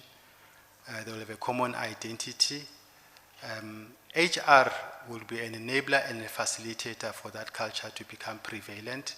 HR will be the one that will monitor and highlight areas where organization needs to focus on. I think there's a misconception that human resource is responsible for all human resource activities. Let me venture to say, each time when we interview people, whether managerial person, we'll say, what are your people management skills? No, I've managed people, I've developed them, I've trained them. So each and every person that leads and directs people, each and every direct report is responsible for good interpersonal skills, is responsible for ensuring that the culture that is required is demonstrated by all. I don't think culture can only be for the preserve of one person or a department. I think it's an organizational effort. So if we all want a specific culture, we would actually want to make sure that it's successful and support it. But if a culture is broken like this, who is accountable? Where does the board go to? Broken in what sense, Commissioner? Like if it's factions, there's a culture of fear, there's a culture of, victimization, who's accountable, for these things? Can I maybe venture, I hope my colleagues won't mind me mentioning this. So not so long ago, we had an EXCO breakaway session. where I think it was on Thursday, each and every one of us at the Exco started to say, guys, look at where we are. Can we introspect? So there's an admission that we need to address what is prevalent. We then agreed that we would need a facilitated session with Exco and then extend that to the next level of management, and at some stage deal with the rest of the organization in terms of that. But the important aspect that we were able to identify was that we're almost in a state of paralysis. We're almost in a state of hopelessness. And leadership is required from ourselves as Exco to ensure that PIC as an institution and ourselves as leadership are able to redirect the energies of everyone else within PIC in the right direction. I think to some extent the Commission assists in dealing with certain elements that are probably undesirable, but at the same time it also puts pressure, to some extent uncertainty amongst most employees in terms of how best to navigate during this period. One of the things that I must commend the current team of people within Exco is, and the whole of PIC employee, is their resilience during this period. I think it's something that we should not shy away from when we know that an organization is going through a difficult period. And I also indicated to the evidence leader, and he said to me, Chris, what are we to do now? I said, look, I think give us a chance. I think PIC needs to be given a chance. It's a wonderful institution. Apart from one or two or three areas in which are called to question, but overall, there are wonderful people in PIC, highly talented individuals, young, mobile. You have the best of the breed. And I think if we lose that aspect, we would have done a disservice to the country to that extent. So I'm working on ensuring that we march through and getting the Exco team to be cohesive, to be looking at ensuring that the climate improves to the better, that everyone feels at home at PIC. There's a proposal that we made at some stage, and it's one of the initiatives. I think I'm all over the place now, but it's one of the initiatives that came out of the climate survey. We said we need to rebrand our values, promote them through various interventions and forums, promote culture of ethics, promote openness, try and minimize what I term the informal structures, which is grapevine, distrust, because those are aspects that really destroy an organization that has got potential like PIC. Just coming there, in terms of the culture of mistrust or distrust, I mean, how do you think it's going to be overcome? I mean, given that so much there is this mistrust or distrust, I don't know which word to use. Yeah. So I must probably give credit to the PIC staff. The PIC staff has been, I think over the past 6 months, quite rigorous in holding ourselves to account. And it started with incentives, I think last year, wanting to know remuneration and incentives, how things were done, issues on salary adjustments, regrading, how those processes were done, really asking tough questions. So the first part is that we have employees that question things, that are not afraid to challenge or talk or challenge authority, as it were. But more importantly, we are also moving to a phase where ourselves as ESCO, we need to be a little bit more transparent. And I'll give an example of a meeting that we had when we were dealing with a report and feedback on the regrading exercise that was done by EXCOM. One of the issues that, Chris, we don't know the pay scales. You tell us this, you tell us that, and all of that. We would like to have the pay scales. And in all earnest, I would have made pay scales available a long time ago, although they were available if anybody else would have wanted to find out where they are in terms of their salary bands, where they are in terms of the midpoint, and all of that. So they will go to a remuneration specialist and find that information on that. But then we distributed, because staff wanted to find out, we distributed all the pay scales so that at least people know exactly where they are and where they lie. I think the only challenge with that is dealing with the maturity levels in terms of, and also us as HR particularly, to put in proper structures and processes where people are able to graduate from being at a certain grade to the next grade in a process that is transparent, that is objective and beneficial. So that's the first part. So I'm saying, Commissioner, that we're moving to a stage where we're becoming more transparent around some of the issues that staff has had challenges with. So that's one part. The other part is probably that management needs to operate as one team. You mentioned the issue of being fractured. And by extension, I will also say the board should also operate as one team with one goal. It's very important. If you have a fractured environment, I think it just goes through, everything falls through the cracks. So it's very important that we have that approach. Thanks. Thank you. Can I just ask, for interest's sake, what is the position with regard to, if any, proposals before the PIC? Proposed transactions, are there any, or they're stuck there waiting to be attended to, or are they being attended to? No, the PIC is business as usual, and I suppose, Commissioner, that's what I referred to earlier on with regards to resilient. So business does occur, transactions are being evaluated and proposed to various committees. That is continuing, it hasn't stopped. Thank you, Mr. Commissioner.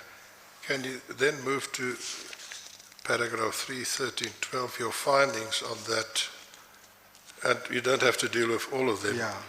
So, Commissioner, I can just highlight some of the things that I thought were quite stuck. In both surveys between 2012 and 2017, you'll notice that the one issue that was prevalent and recurring was the lowest rated dimension, which is reward and recognition. So in both 2012 and 2017, that dimension was rated low by staff. In other words, people are not happy with the rewards and the level of recognition. What worries me is the regression of leadership. So that's another dimension in terms of how leadership is perceived, and in this instance is looking at the executive. So in 2012, the score was high, and in 2017, it got lower. So that indicates a regression in terms of how leadership has been perceived by and experienced by employees within PIC. There are also performance management, which is recurring, and then communication and consultation also is regression. I must say it's not all doom and gloom. I think it's important to also put things into perspective. There are other aspects that are positive. As you'll notice, the highest rated staff, issue of strategy alignment and direction in both surveys, that came out tops. In fact, the 2017 survey indicated the highest rating on that dimension. Working conditions, albeit there are certain elements and improvements that are required, it also rated higher. Management, that is the direct reports, not necessarily senior management, it was also rated higher. Areas that were moderate and there was no change is around career growth and development, policies and procedures. There was just a slight improvement between the two surveys over the two periods. Thank you. Can we now deal with the allegations relating to victimization? Can I just before we go to that point, in terms of the survey, leadership, the ranking on 2012 and 2017 is sort of a regression, you know. Yes. I mean, you know, we spoke about culture of fear, fractured employees, fractured board and all that. I mean, leadership is about to inspire, you know, people, you know, to have high performance teams. I mean, you know, leadership is about creating this organization which is well functioning. And I mean, if you got a score going this way, I mean, where's the leadership there? You know? So it's important to read the score as a developmental area. And I know people will say, okay, there he goes, it's HR speak. Any aspect that's identified that looks at areas of improvement, I think is something that should be welcomed. Obviously, this indicates that there needs to be some serious intervention in terms of the leadership of PIC across. So I'm not only singling out EXCO, I just think, you know, across the board, that there needs to be some intervention of whatever nature, but obviously there needs to be some intervention that needs to be done. What we've looked at in building some of the outcomes and recommendations from the report is to enroll EXCO and heads of department into an executive coaching program. Currently we have close to about 70% enrollment, and we want to extend it to the rest of management teams within PIC.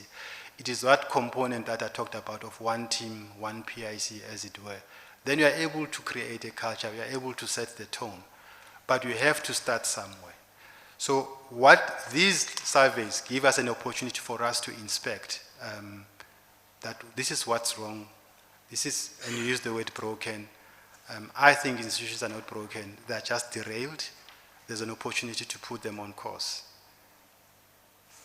I mean, given, you know, the bulk of the staff is no change in status, there's a regression. I mean, do you think broadly then the leadership is simply not there? Well, that would be an extreme. Okay, Yeah, all right. yeah. Okay, no, it's fine. But what do you make of the leadership in the past 3 to 4 years of the PIC, or 5 years, or 6 years, or 7 years? Well, I'm part of it. So, I mean, by and large, I've taken ownership in some of the things and accountability, and which is something that I think each and every one of us have to own up to where we are right now. Either you own up and shape up or shape out, do what's best for the organization as it were, but it's important to do the right thing, respond to issues that are being raised by employees, respond to issues that have been raised by stakeholders, respond to issues that are being raised by your key clients as it were. So to turn a blind eye to this is something that would be very unfortunate. What should be done? You know, there are various forms to transform an organization. One can go organic. Sometime last year, we had a proposal of looking at a new operating model, and I want to believe this at some stage has been discussed in another forum. So it was a first step of recognizing that PIC needs to be rebuilt, PIC needs to be positioned to be a leader that is supposed to be in terms of a development asset manager in the continent and to some extent globally. So there's work to be done still from that perspective. Thank you. Mr. Libber, how do you plan to go forward? Mr. Commissioner, if it's okay with the Commission, I would prefer to finalize the victimization topic this afternoon, and if it's okay with the Commission, not to take a tea adjournment, and then hopefully finalize the remuneration and incentives matter tomorrow morning, Mr. Pulwani is available tomorrow morning. We're going to deal broadly with the victimization. And we're not going to deal in detail with each and every person mentioned and the allegations relating to every person. It takes us from page 19 to 39. Page 19 to 39. 39. Okay. All right. I think we should take a short adjournment at this moment. How long do you...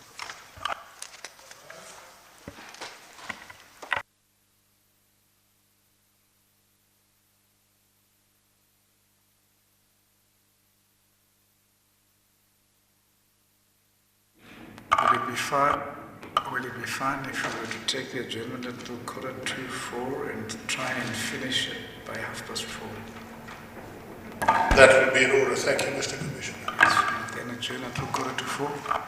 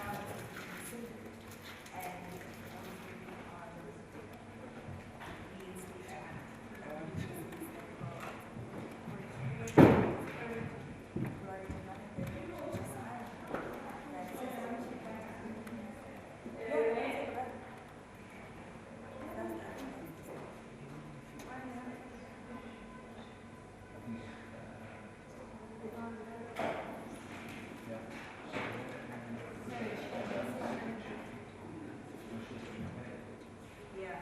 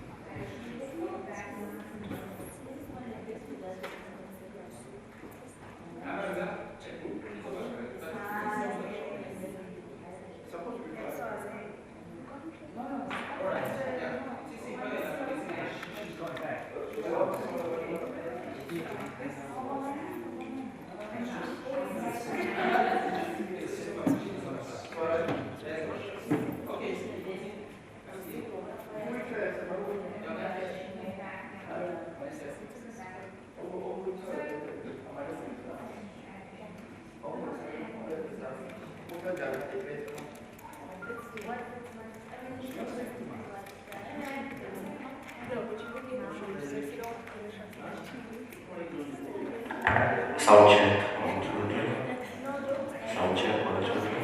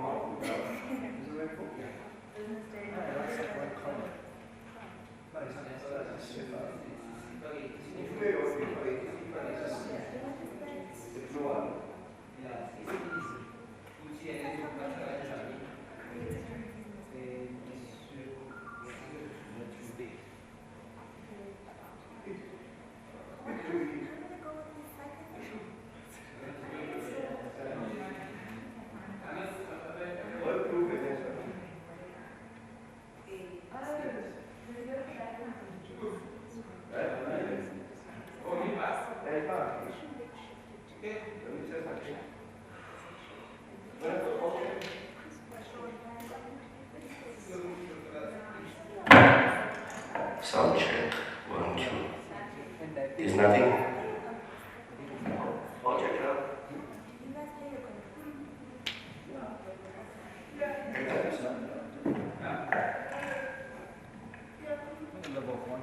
One, two, three, four, five.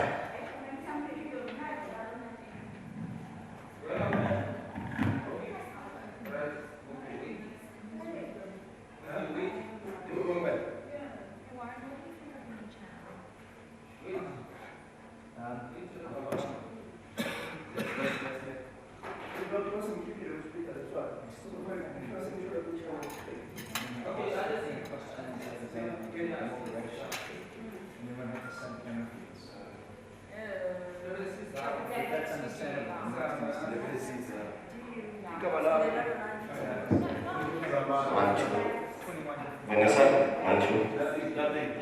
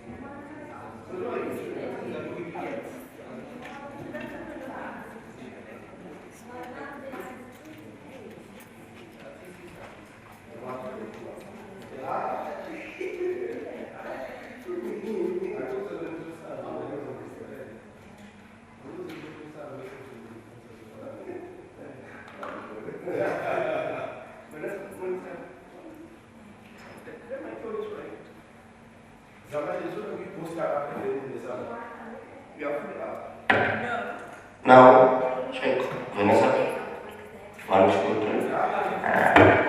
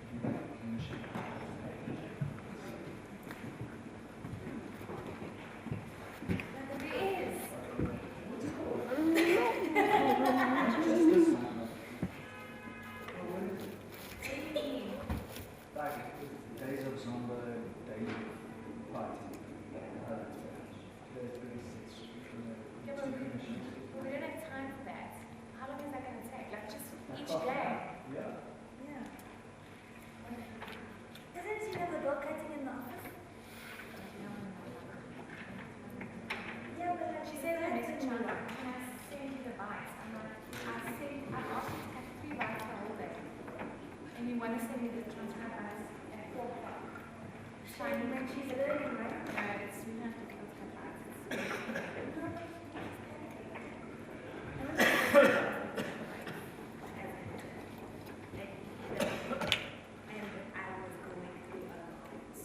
It was during my state capture vibes. It was during that big march to here with SABC, Give Faith and wherever, and Barry was on the ground, and I was just like, what are those words?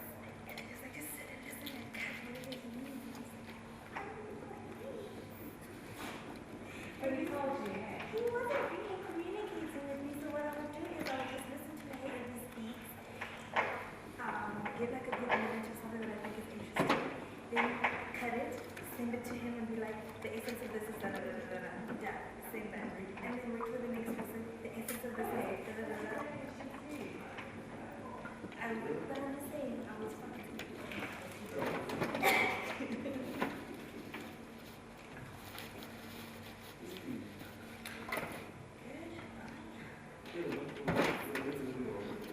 Bye, she's my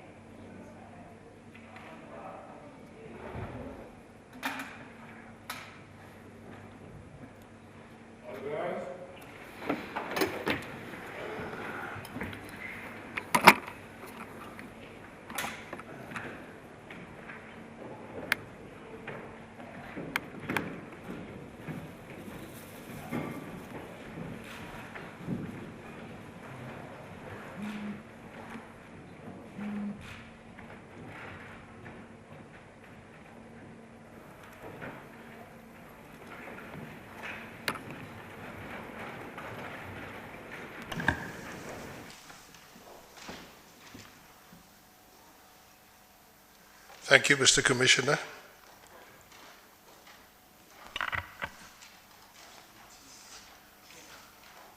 Do you want to remind the witness that he's still under oath, Mr. Commissioner? Mr. Poloni, you're still under oath. Commissioner. Thank you. Mr. Polwane, we deal now with regard to the allegations of victimization. I think it would be not unfair to state that, in summary, the witnesses who came here to testify about victimization mentioned in particular three persons at the PIC: the former CEO, the former CFO, and yourself, being, if I can call it that, the hatchet man of the people involved in victimization. You've dealt with these things in general in paragraph 4.5. Can you just please read that into the record, and then we'll deal with some of the other issues. Before you go, I just want to ask a broad question that maybe if you can help me with labor law, okay? When people face disciplinary, do they have to go spend a lot of money with senior counsel and all that, or they could directly go to the CCMA? You know, how does it work? Thanks, Commissioner.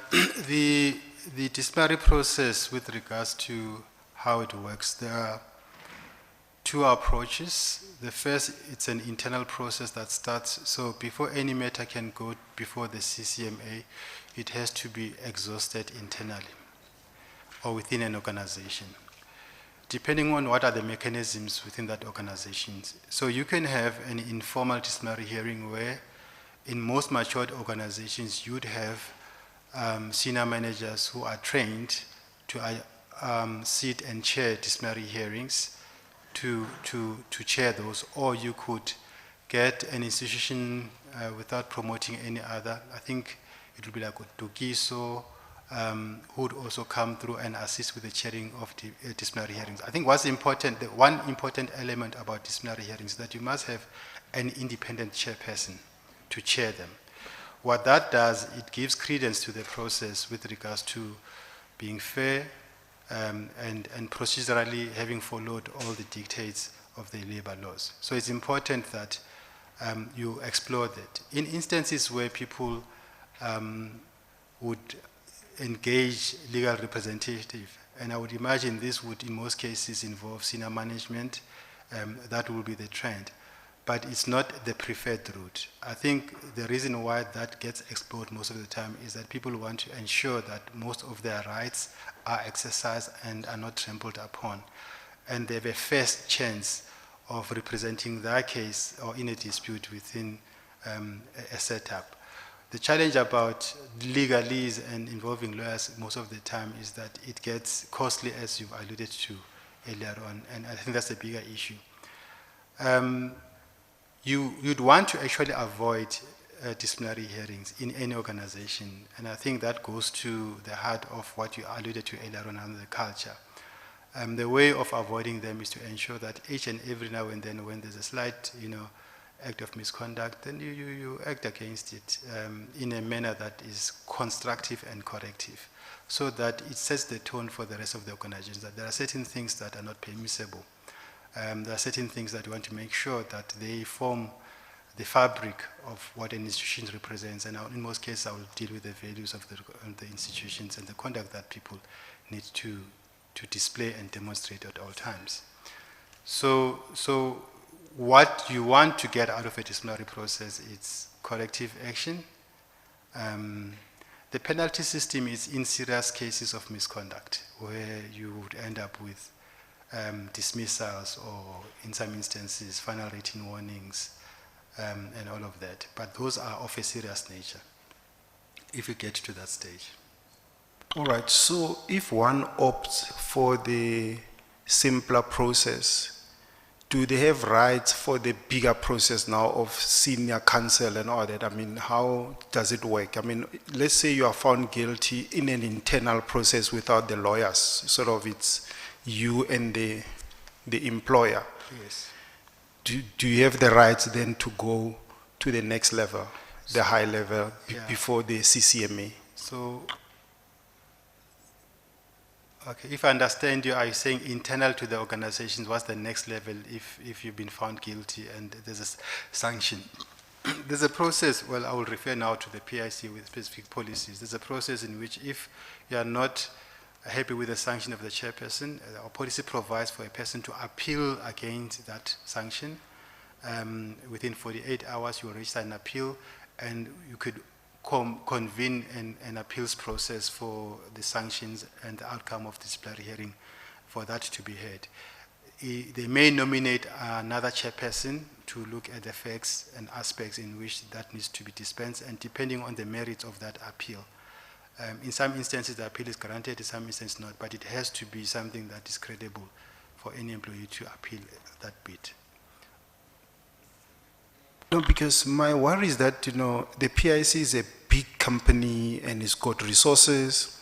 You are an employee, you are facing the PIC, you are spending R1 million on legal fees. I mean, it's not fair, So, I mean, there needs to be some balance somehow, So I'm not sure what to respond to when you say it's not fair. Are you referring to the fact that one has got a bigger and deeper pocket and the other one has well, I think the center of it is the act of misconduct. If there's a misconduct that has been committed, that's what needs to be explored. I understand the fact that there's a greater burden on an employee in terms of proving their innocence, and especially with regards to the cost of that process. But an employee has an option to pursue an internal process in that regard. In other words, you could opt for getting represented by either a union or getting represented by fellow employees within an internal process. Or even a junior counsel rather than senior counsel. Absolutely, yes. Yeah. There are options that you can pursue in that regard. But the disciplinary process within PIC does provide for the process to be held internally and without,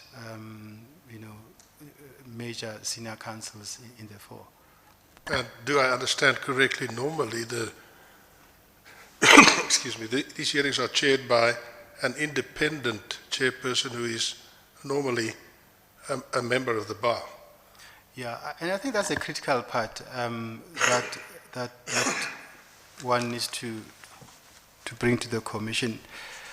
You don't want to run a process that will be second-guessed, especially from a labor relations point of view, because it has a reputational ramifications. So you want to ensure that each and every party within, and I always refer to a disputed issue with regards to acts of misconduct or wrongdoing or any breach of the disciplinary code, etc., it has to be ventilated by someone who's independent. I think what has happened within PIC over time is to ensure that most of the persons, as you rightly put, evidence leader, is that you would get someone at least that belongs to a bar who's able to make a determination uninfluenced by anything else, because of course they've got their reputation also to maintain. So you'd want most of the chairpersons to adjudicate in disciplinary hearings. And can I also add, I believe that in most cases where there's internal disciplinary hearings, legal representation is not allowed. You're allowed to be represented by a fellow employee or a member of your union. But I understand that the PIC, as a general rule, allows legal representation. Yes, so our policy, and I think it's one of the things that I also introduced when I reviewed most of the policies, is that you want to give as much opportunity and a chance for an employee to state their cause and state their case in a fair process. So most organizations will say, well, legal representation is something that you would either deal with either at the CCMA or in another forum outside the internal process. However, the best practice is to ensure that at least you can have legal representative within it is a provision as an option. In other words, if you are charged and there's an act of misconduct, an employee is informed that in the event that you want to make use of a legal representative, do inform the organization that you are going to make use of it. So in essence, the only difference, as the Commissioner alluded to earlier on, is that, you know, the pockets are affecting you and not the institution in that regard. But it is an option that an employee explores. Given what you're saying, there's a disconnect with what one is picking up even from your own submission. Why would, if everything was working according to the way you've described it, why would there be this level of distrust and suspicion and non-participation? And why would employees have formed a union?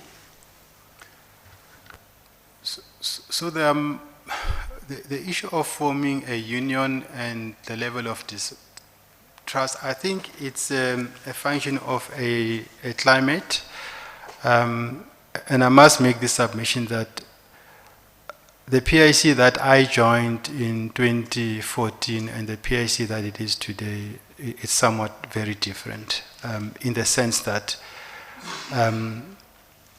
one looks forward to work for an institution that has got a powerful brand like this one. And then obviously there's various influences. I mean, I don't have full facts, but I think PIC will forever be a contestation where people want to influence it one way or the other. When I say people external to PIC and some within the PIC, in whatever way in which, because of the funds that we manage, because of the role that we play in society. So it is it's not unexpected to either exert pressure. The formation of a union, I think it's something that we need to be very cautious of. I mean, that is enshrined in our constitution. Every employee has got a right to associate and form a union. I wasn't questioning that. Yes, I was saying it's a new development. Yes. And therefore it's the decision from evidence before this committee, this commission, is that it came out of the situation that employees found themselves in, that warranted, or they felt needed to form a union to get better representation. It's totally within their rights. Yes. So perhaps, Commissioner, just to confirm that I wasn't saying that it's not within their rights, of course. But I was indicating that there are various reasons why a union will be formed. One of them is the exercising of the rights as is enshrined in the Constitution.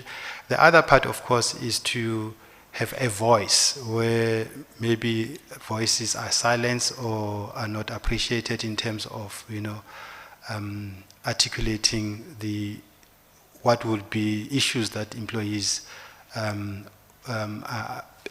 various forums are not accommodated. So I just want to stay with what you've just said. Does that view that the voices are silenced or that they are not heard prevalent in your view in the PIC among staff? It's probably a combination of the two. Combination of which two? So silence and not heard. And not heard. Yes. No, that's what I'm saying, that there's both elements within the PIC. Yeah. What probably, and maybe if we deal with the disciplinary hearings, and if that is identified as a form of victimization, and that's the part that maybe I can explore more, in particular with regards to my role. What I want to ask you on that score is, quite a number of witnesses testified before the Commission that they found at the PIC that if you don't toe the line, somebody somewhere will find something, whether it's a whistleblower or an allegation by another employee, which will result then in a disciplinary hearing with really no substance, but the end product will be a dismissal. Yeah, I think that would be an unfortunate assumption. I mean, as the head of HR, I'm not sure if I'm the one who would want to promote arbitrarily disciplining people without cause. First, it's not allowed within our laws to start with, but I think it's also not aligned to my own personal values that you would want to discipline someone without cause. There has to be a case, or there has to be a prima facie case for anyone to respond to any allegations that are leveled against them in an area of discipline. Sorry, I don't think that one's referring here simply to a disciplinary process. I think one is referring, as the evidence has come to us, is that if you are a questioning person within the task that you've been allocated, you will find certain measures work against you, your balanced scorecard, your bonus, your demotion. Therefore, it's not about not doing your job or being disciplined. It's saying to you, don't question and toe the line with what you're supposed to do, or there are consequences, and these consequences are not a disciplinary hearing. They're a deprivation of one kind or another, promotion. And that's what's come before this committee. And therefore, it is not about an HR department per se, it's about a culture. It's a culture of that fear and consequence for being a person who wants to do their job with the full integrity that's required. That is what's come. And therefore, the question to you is, are you aware of that? Are you aware of that happening to people where you've seen a balanced scorecard suddenly change or be altered? Because that has also come before the Commission, that things are changed without explanation, and the reason being given by people is because they were seen to be difficult in trying to do their job. And I'm sorry to put you in a difficult spot, Mr. Polwani, but were you not a victim at one stage of this type of procedure? You put me on my spot. I expected that facial expression. But we do expect an answer. Yes, of course. One of the things that, and I'll start with my own values, and it's important that the Commission knows I'm not protecting anyone or defending anyone. I think it was in 20... Can you speak closer to the mic? Mike, yeah. Pull the mic I think it was around 2015 or 16 or thereabout. I had my balance scorecard reviewed and I captured a score, I think it was around 365. It went through a moderation process, and that moderation lowered my score, I think, to about 3.2 thereabout. Then I inquired what happened here, and both Dr. Den and Ms. Matsepo More indicated that, Chris, there are specific areas of your performance that we're not happy with, and would like you to improve on these ones and these ones. Sorry to interrupt, but is that not a process that's expected prior to the balanced scorecard? That's ongoing monitoring. If we're seeing that there's room for improvement, we don't only do it when we're deciding your salary. The question with it is that you're doing something we think is not quite right, somebody sits and talks to you and says, we need to pick this up. Why would it have been only at the time of your balanced scorecard? Remember, it was my first submissions that in terms of performance management from a practice and culture point of view, I thought PIC, there's room of improvement in that regard. And I would think this will also qualify as those areas that obviously needed to be improved. That you'll have a continuous engagement, you have a performance review cycle, quarterly review, and if needs be, you have your one-to-ones or your month-to-month meeting where you can actually deal with that. So I don't think it's a practice, it's there in paper, not everyone does it, as it were. And so far what happens is that it happens towards the end of the financial year or closer to bonus time. What I dealt with in terms of that, and I must venture, I'm not money driven as a person. But that's not the question. So let me get to my point. I'm not money driven as a person. I think I take pride in the work that I do. I do want to prove myself better than what the next person thinks of me. When I'm presented with a challenge where my performance is found wanting, I want to excel and exceed that. And I think over the period I've been able to do that and transition whatever performance views that people had about my contribution. So that's the way I deal with it. I don't think everyone obviously has the same alignment and the way in which I do things. Others will obviously go through a grievance process, and people actually do that, employees do that, and they're taken through, and they're able to either get their scores changed and otherwise. But for me, it's about my own personal, values. So I want to improve on that, and I think there are certain aspects where I've done better. Yeah, okay. Just to check something with you, the values, we hear that, it said that people who raise their voice or they question things, they get into trouble. The PIC has got values, and I mean, generally it's accepted that companies are led through their values and all that, so whether somebody questions or doesn't question, if it's in the values that you can question, then you can't fire the person, So I just want to understand, does the PIC lead by its values to determine wrong or right? And if people are right because the values say this thing, can they be fired, for that? I don't know if I'm clear there. Maybe if you can repeat, because I was thinking on the earlier part now, Okay. and then I got lost on your last component. Yeah, all right. So broadly, nobody gets fired by implementing or sticking to company values. Do we agree there? That's correct, yes. All right. So whether somebody questions you or doesn't question you, the management, if it's in the values that we are going to adopt a transparent and a questioning environment because we are an asset manager, surely if the person is right with those values, you can't fire them, isn't it? Yeah, of course. I mean, you'll have no basis. If you do that, you'll be arbitrary action.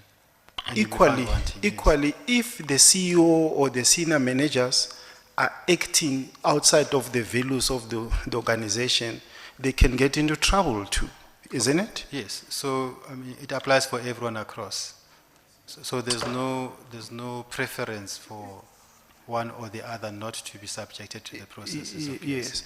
And so the broad question I'm asking is, PIC leadership, are they leading through the values of the PIC, broadly? I would say to some extent, yes. There are areas that obviously require some improvement.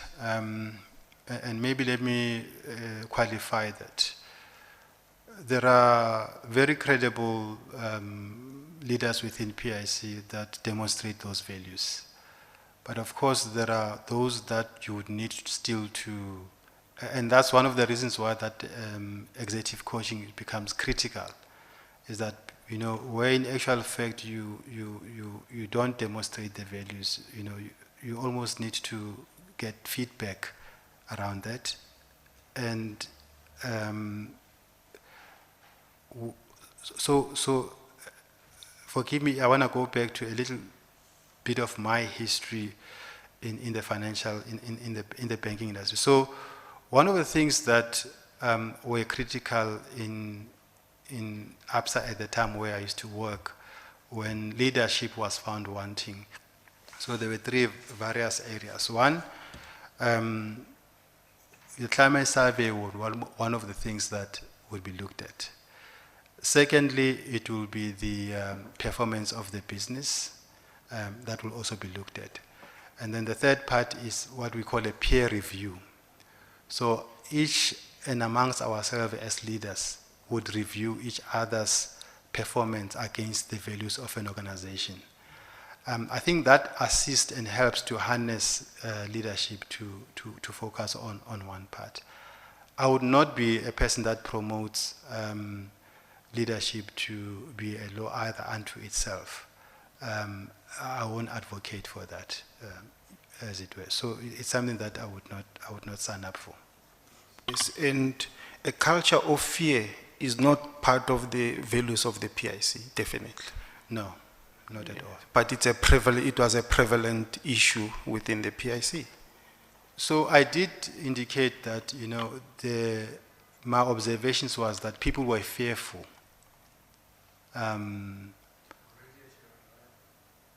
Yes, yeah, people were fearful.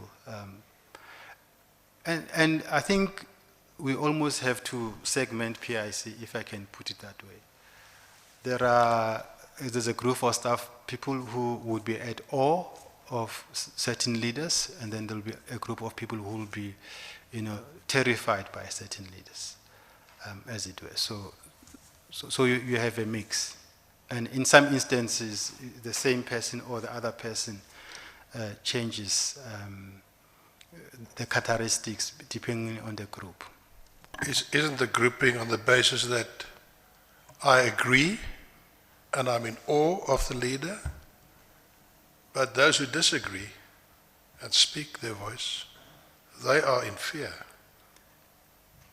of being victimized for making a stand? You see, the challenge with and I don't have a response with regards to what has been submitted to the Commission by various people. I can only respond to specifics that I have experienced if and when I conduct disciplinary hearings, and if that component is referred to, and I think the word you used earlier on was hatchetman or strongman to put people straight and narrow, as it were. The most important component is there a prima facie case of misconduct? Would you prefer the term terminator? or the hangman, Yeah. where the condemned we're going to, Can I make this submission? I've been in 2 different disciplinary hearings, and counsel of both counsels of the other employee, actually called to question as I'm being questioned by the Commission at the moment. They said, Chris, you stood by when X and Y was happening. You stood by all along. What type of human resource practitioner are you? I said, you asking me as if I have the power and wherewithal to do anything, number one. The second part, are you negating the issues in front of us in terms of, is this disputed or undisputed evidence that needs to be responded to? It's easy to sidetrack, and I'm not saying that the Commission is being sidetracked, but it's easy to sidetrack and cloud issues under fear and victimization. We have to look, and that's the part that I play mostly, we have to look at evidence that is in front of us. We have to look at if there's any veracity and confirmation of an act of misconduct. Only then you can act upon that. I don't, and I've never promoted, and even in the instances of the cases that I've dealt with, you'll also notice where evidence, in most cases that I've dealt with, and I'm not saying this as a breaking issue, but most of the independent chairpersons have found the people guilty of misconduct, despite the fact that they had counsel, but they have been found guilty of the misconduct, because the evidence was evaluated, their conduct was found wanting. They have been found guilty. So it is not possible that all councils, be it in Pretoria, Sentin, wherever else, can all have one mind on issues that regarding employees within PIC and agree in some other forum and say we're going to find all the people that are held before disciplinary guilty. Similarly, there's an independent forum as a CCMA as well, where no one knows anybody. Everyone goes there, and even in CCMA, all the employees in PIC, and I'm trying to deal with that bit, all the employees in PIC that have gone through to the CCMA, where there was an act of misconduct, they have been found guilty even by the CCMA. So I think the issue that I'm dealing with is that there has to be some case to answer to. And if that is looked at as a form of victimization, then what about the independent forums that people have gone through? What have they assessed? What evidence was led? What did that evidence point to? Is that victimization? I just want to say to you that we are conscious of the fact that even if there is a valid complaint against an employee, it may well be that that employee will say, here I'm being victimized. We're very well aware of that. Thanks, Commissioner. Just to ask another thing, and I hear you, but I just want to check something. When you were here the last time, I think it was Mr. Victor Siane and Fidelis Madavo. They were like suspended, you know, that week or that time. And I think you said that you didn't agree with the suspension, but you went on to implement it, you know. So if I recall, that's what you said. Can you comment on that one? I don't think I said I didn't agree. What I did indicate is that I think from a process point of view, I would have called them in, and as I did, and informed them that they're being suspended. And this has been the standard approach that I've used to each and every employee that has been suspended. And I also indicated what their rights were. Both Victor Siane as well as Mr. Matavu, I indicated what their rights were and what they needed to do if they were to exercise them. You'll notice that in Victor Siane's suspension letter, and I think he has actually made a recording and wrote specific statements in terms of that. Similarly with Matavu, I indicated that you are suspended and you have a right to, if you want to challenge, you can challenge this and all of that. But I think this deals with the heart of precautionary suspension. If there is, and I again go back to, if there's evidence that there has been an act of misconduct, that act of misconduct must be investigated and thoroughly ventilated in an independent forum. And I would think they'll probably have the opportunity to be able to prove their case with regards to allegations leveled against themselves, and every employee would need to do that as well at some stage if they found themselves in that situation. What was your role in the suspension, or was this done by the board and you informed of that, even though you were head of HR? So it was board decision, and I was informed, and I executed. Would that not be a little bit out of the norm? I would have thought that they may have expressed their view, but it would have been something that you would have had to process and deal with, not just implement. Did they ask your opinion on it in terms of the legalities and process? Or were you just informed of a board decision? I was informed of the board decision.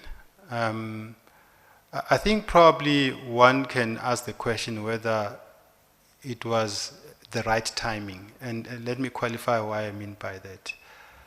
I would imagine that case or charges preferred against them were probably part of the terms of reference of the commission. And from that point of view, I would have imagined that, you know, you would have provided the commission to have looked done, but procedurally fair, and make sure that it's substantially done fairly. There was that, but the question that I'm asking is a bit different.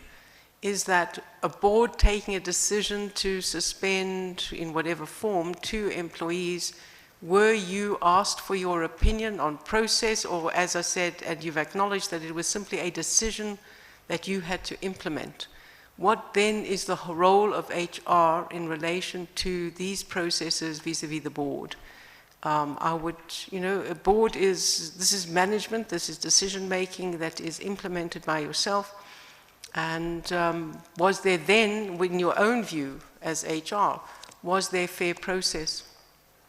Were you not, your role would have been, in my view, something that had to be considered as a head of HR, not you personally, head of HR, in terms of a disciplinary or a question of suspension. If you weren't consulted, how does that affect your ability to execute your job as HR? Commissioner, I would really want to tender this and say, I think we need to appreciate the circumstances in PIC. And I would venture to say everyone does not know exactly what is happening. Does that mean? So I don't know if that decision is influenced by something outside than the transaction in point. But doesn't that ask you as head of HR to engage with the board and say, just let's go through this, see what the issues are before you execute it? So let me also put this point, is that everyone is seemingly, especially at EXCO level, being accused of one thing or the other. You get a sense that board is looking at each and every one of us with suspicion. And I will also venture to say at some stage, you know, there was who's next type of thing. So I don't think it's an easy environment for anyone to even, and I talked about the issue of silence, to even question the amount of, I think, pressure, if you like, that you experience, you know, in a board meeting where certain things have to happen. I'm not saying that the two suspended employees don't have a case to answer to. I'm just saying that there's a circumstance around that period in the context where it was a pressurized environment. If you recall, my submission at the time is that I had to stay up until late. There were deliberations from the board right until in the AMs of the morning. So it was not something that I could process there and then. Well, let me make it easy for you. We know the facts. You were called in. The suspension letters were already drafted and given to you to execute without consulting you. Is that not what happened? And the question then is that a fair process? And in addition, I mean, why would the board draft a suspension letter that would come to you to say, this is what our views are, this is what we would like to happen, and you then are part of that? Why would a board sit and draft a suspension letter? I think it was the first time that I experienced it in my entire life at that time. But I would also say it probably was the last experience. I think thereafter, any process I'm getting consulted on, that was one, and as I said earlier on, one special occasion which, you know, was overwhelming. But yes, an overwhelming, but a question of your role, and this is what concerns me somewhat, your role. So if a board says we've decided to suspend, here's a letter of suspension, and you go and execute it, do you not think that it would have been say, look, I need to look at this, and we need to see if this is appropriate. Has the fair process been done? Whether in the end it's right or wrong is a different question. It's whether the process and functionality of the board was appropriate in relation to the executive management. It took over that executive function to the point of drafting the letters. And you are then just instructed to implement it, and you did. Yeah, Where is the role of fairness and procedure and functionality that enables sound decision-making in that kind of circumstance? Whether it was a one-off or not is not the question. So Commissioner, I agree with you to the extent that, you know, you could have, the board could have gone beyond, you know, its functionality in terms of exercising operational duties.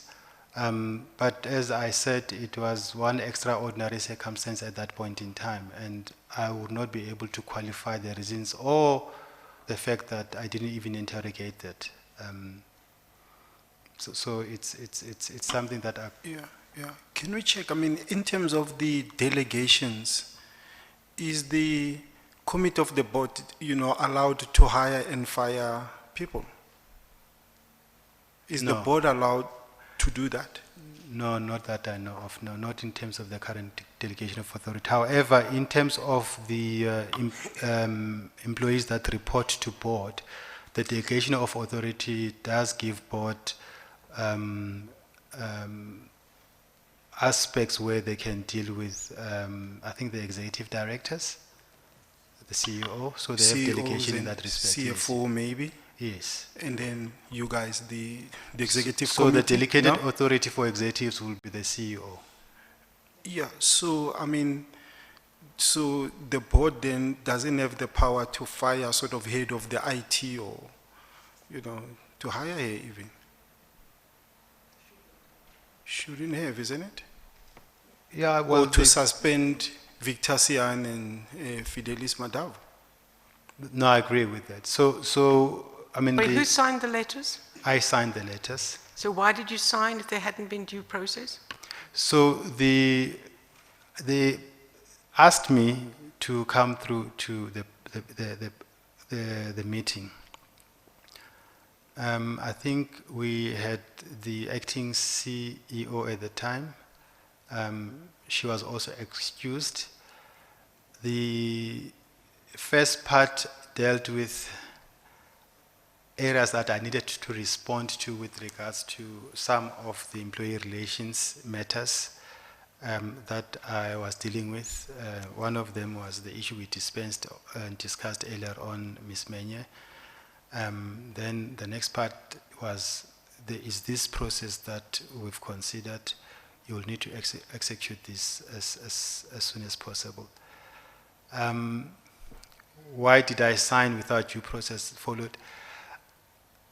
I think for me, a precautionary or a suspension, from a process point of view, you would issue it, and again, I'm going to sound like a broken record, if there's evidence that there's a case that needs to be answered to or investigation that needs to be followed through. I want to believe that there was an investigation conducted by internal audit which presented a report. Ordinarily, this would have been a delegation of the acting CEO at the time to see to it that the suspension is seen through. And in this instance, it was the board. Taking into account the culture of the organization at the time, do you think it would have been a career-limiting move of you to challenge the decision of the board to issue these letters of preliminary suspension?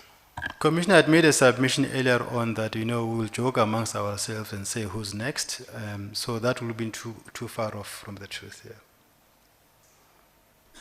Just to check something before we go to the actual cases.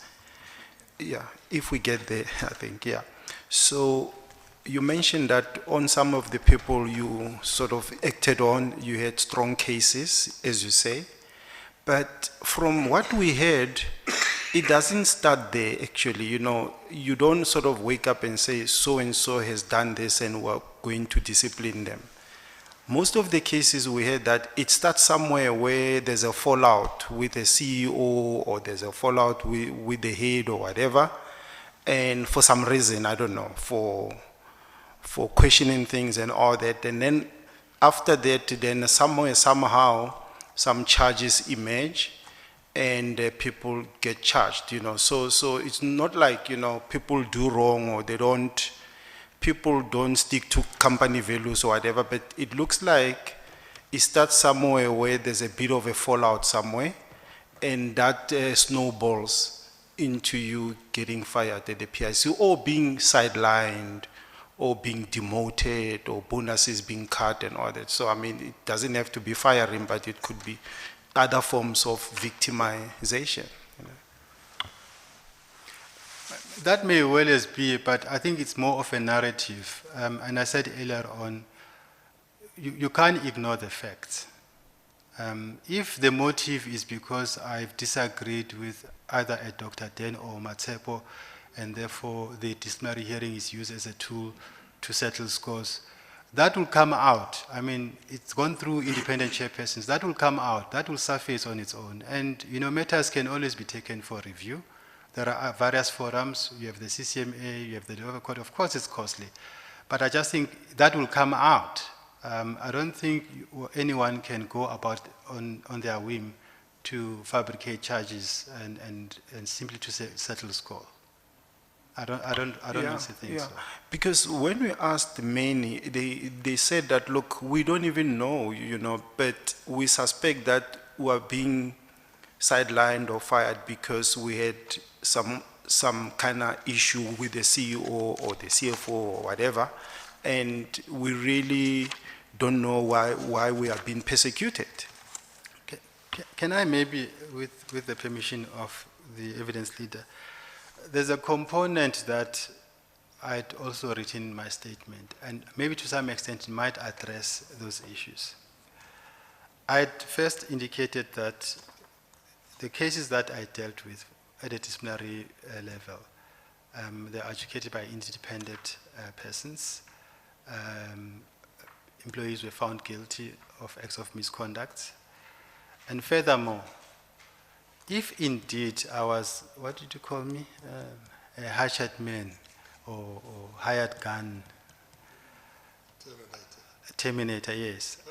I think the employees would have had every right to ask for my recusal, number one, and say Chris is a biased person, he's linked with the CEO or CFO or board, etc. Therefore, we don't want him to be the one that's administering and facilitating the disciplinary. And chairpersons would normally look at those issues that were raised. None of that was raised.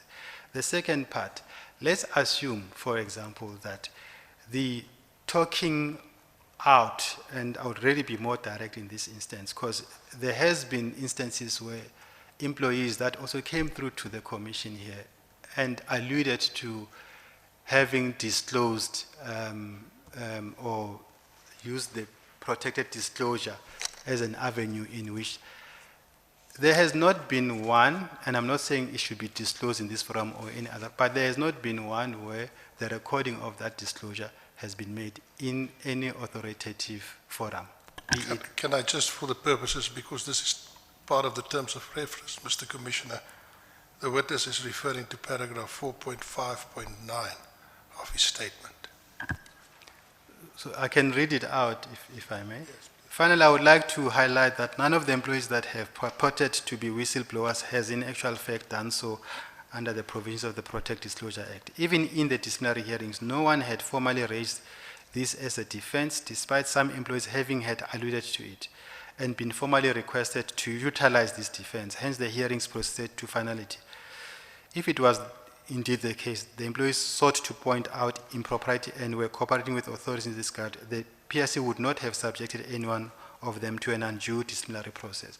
I think what is important in and around this submission, it's if indeed that has been the case, then you stop disciplinary. I understand labor law. If somebody has raised an issue of public disclosure, you stop it right there, and then it's outside the adjudication of a disciplinary process. It goes to another forum for adjudication. It stops right there. But you will have to raise it and say, you know what, Chris, I've disclosed something somewhere to who, and they are the authority and they're investigating X, Y, and Z, therefore you cannot prosecute. You raise it. Can I suggest, because I see that we've gone slightly beyond 4:30, can I suggest that we will read the portion that you are going to take Mr. Polwane through from page 19 to 39? Yes, Mr. Commissioner, as mentioned before, I'm not going to take the Commission through each and every case. It's been dealt with. Yes. It's been disposed of. There's really no relevance for the Commission to consider that. And I will deal then with the remuneration aspect tomorrow morning. Yes, except that as we will read through those paragraphs, we might have questions to ask first in the morning. Absolutely. Absolutely. Yes. Is there anything else that you would have loved to mention, Mr. Polwane, before we take the break and come back tomorrow morning? Well, not at this stage. I think obviously my submission has been interrupted. I would have preferred to have read through, and I think it would have, then I would be able to address some of the questions that were asked. So if I'm also given another opportunity just to read through, but I appreciate the fact that the Commission will read through, and from that I think questions could come through and I'll be able to give you. Yes, and certainly you can raise with Mr. Libber, Advocate Libber, whatever you'd like to place before us, or add whatever. Will do. Or emphasize something. Absolutely. In those paragraphs or sub-paragraphs. Yes, I have explained it to the witness. this. Thank you, Mr. Commissioner.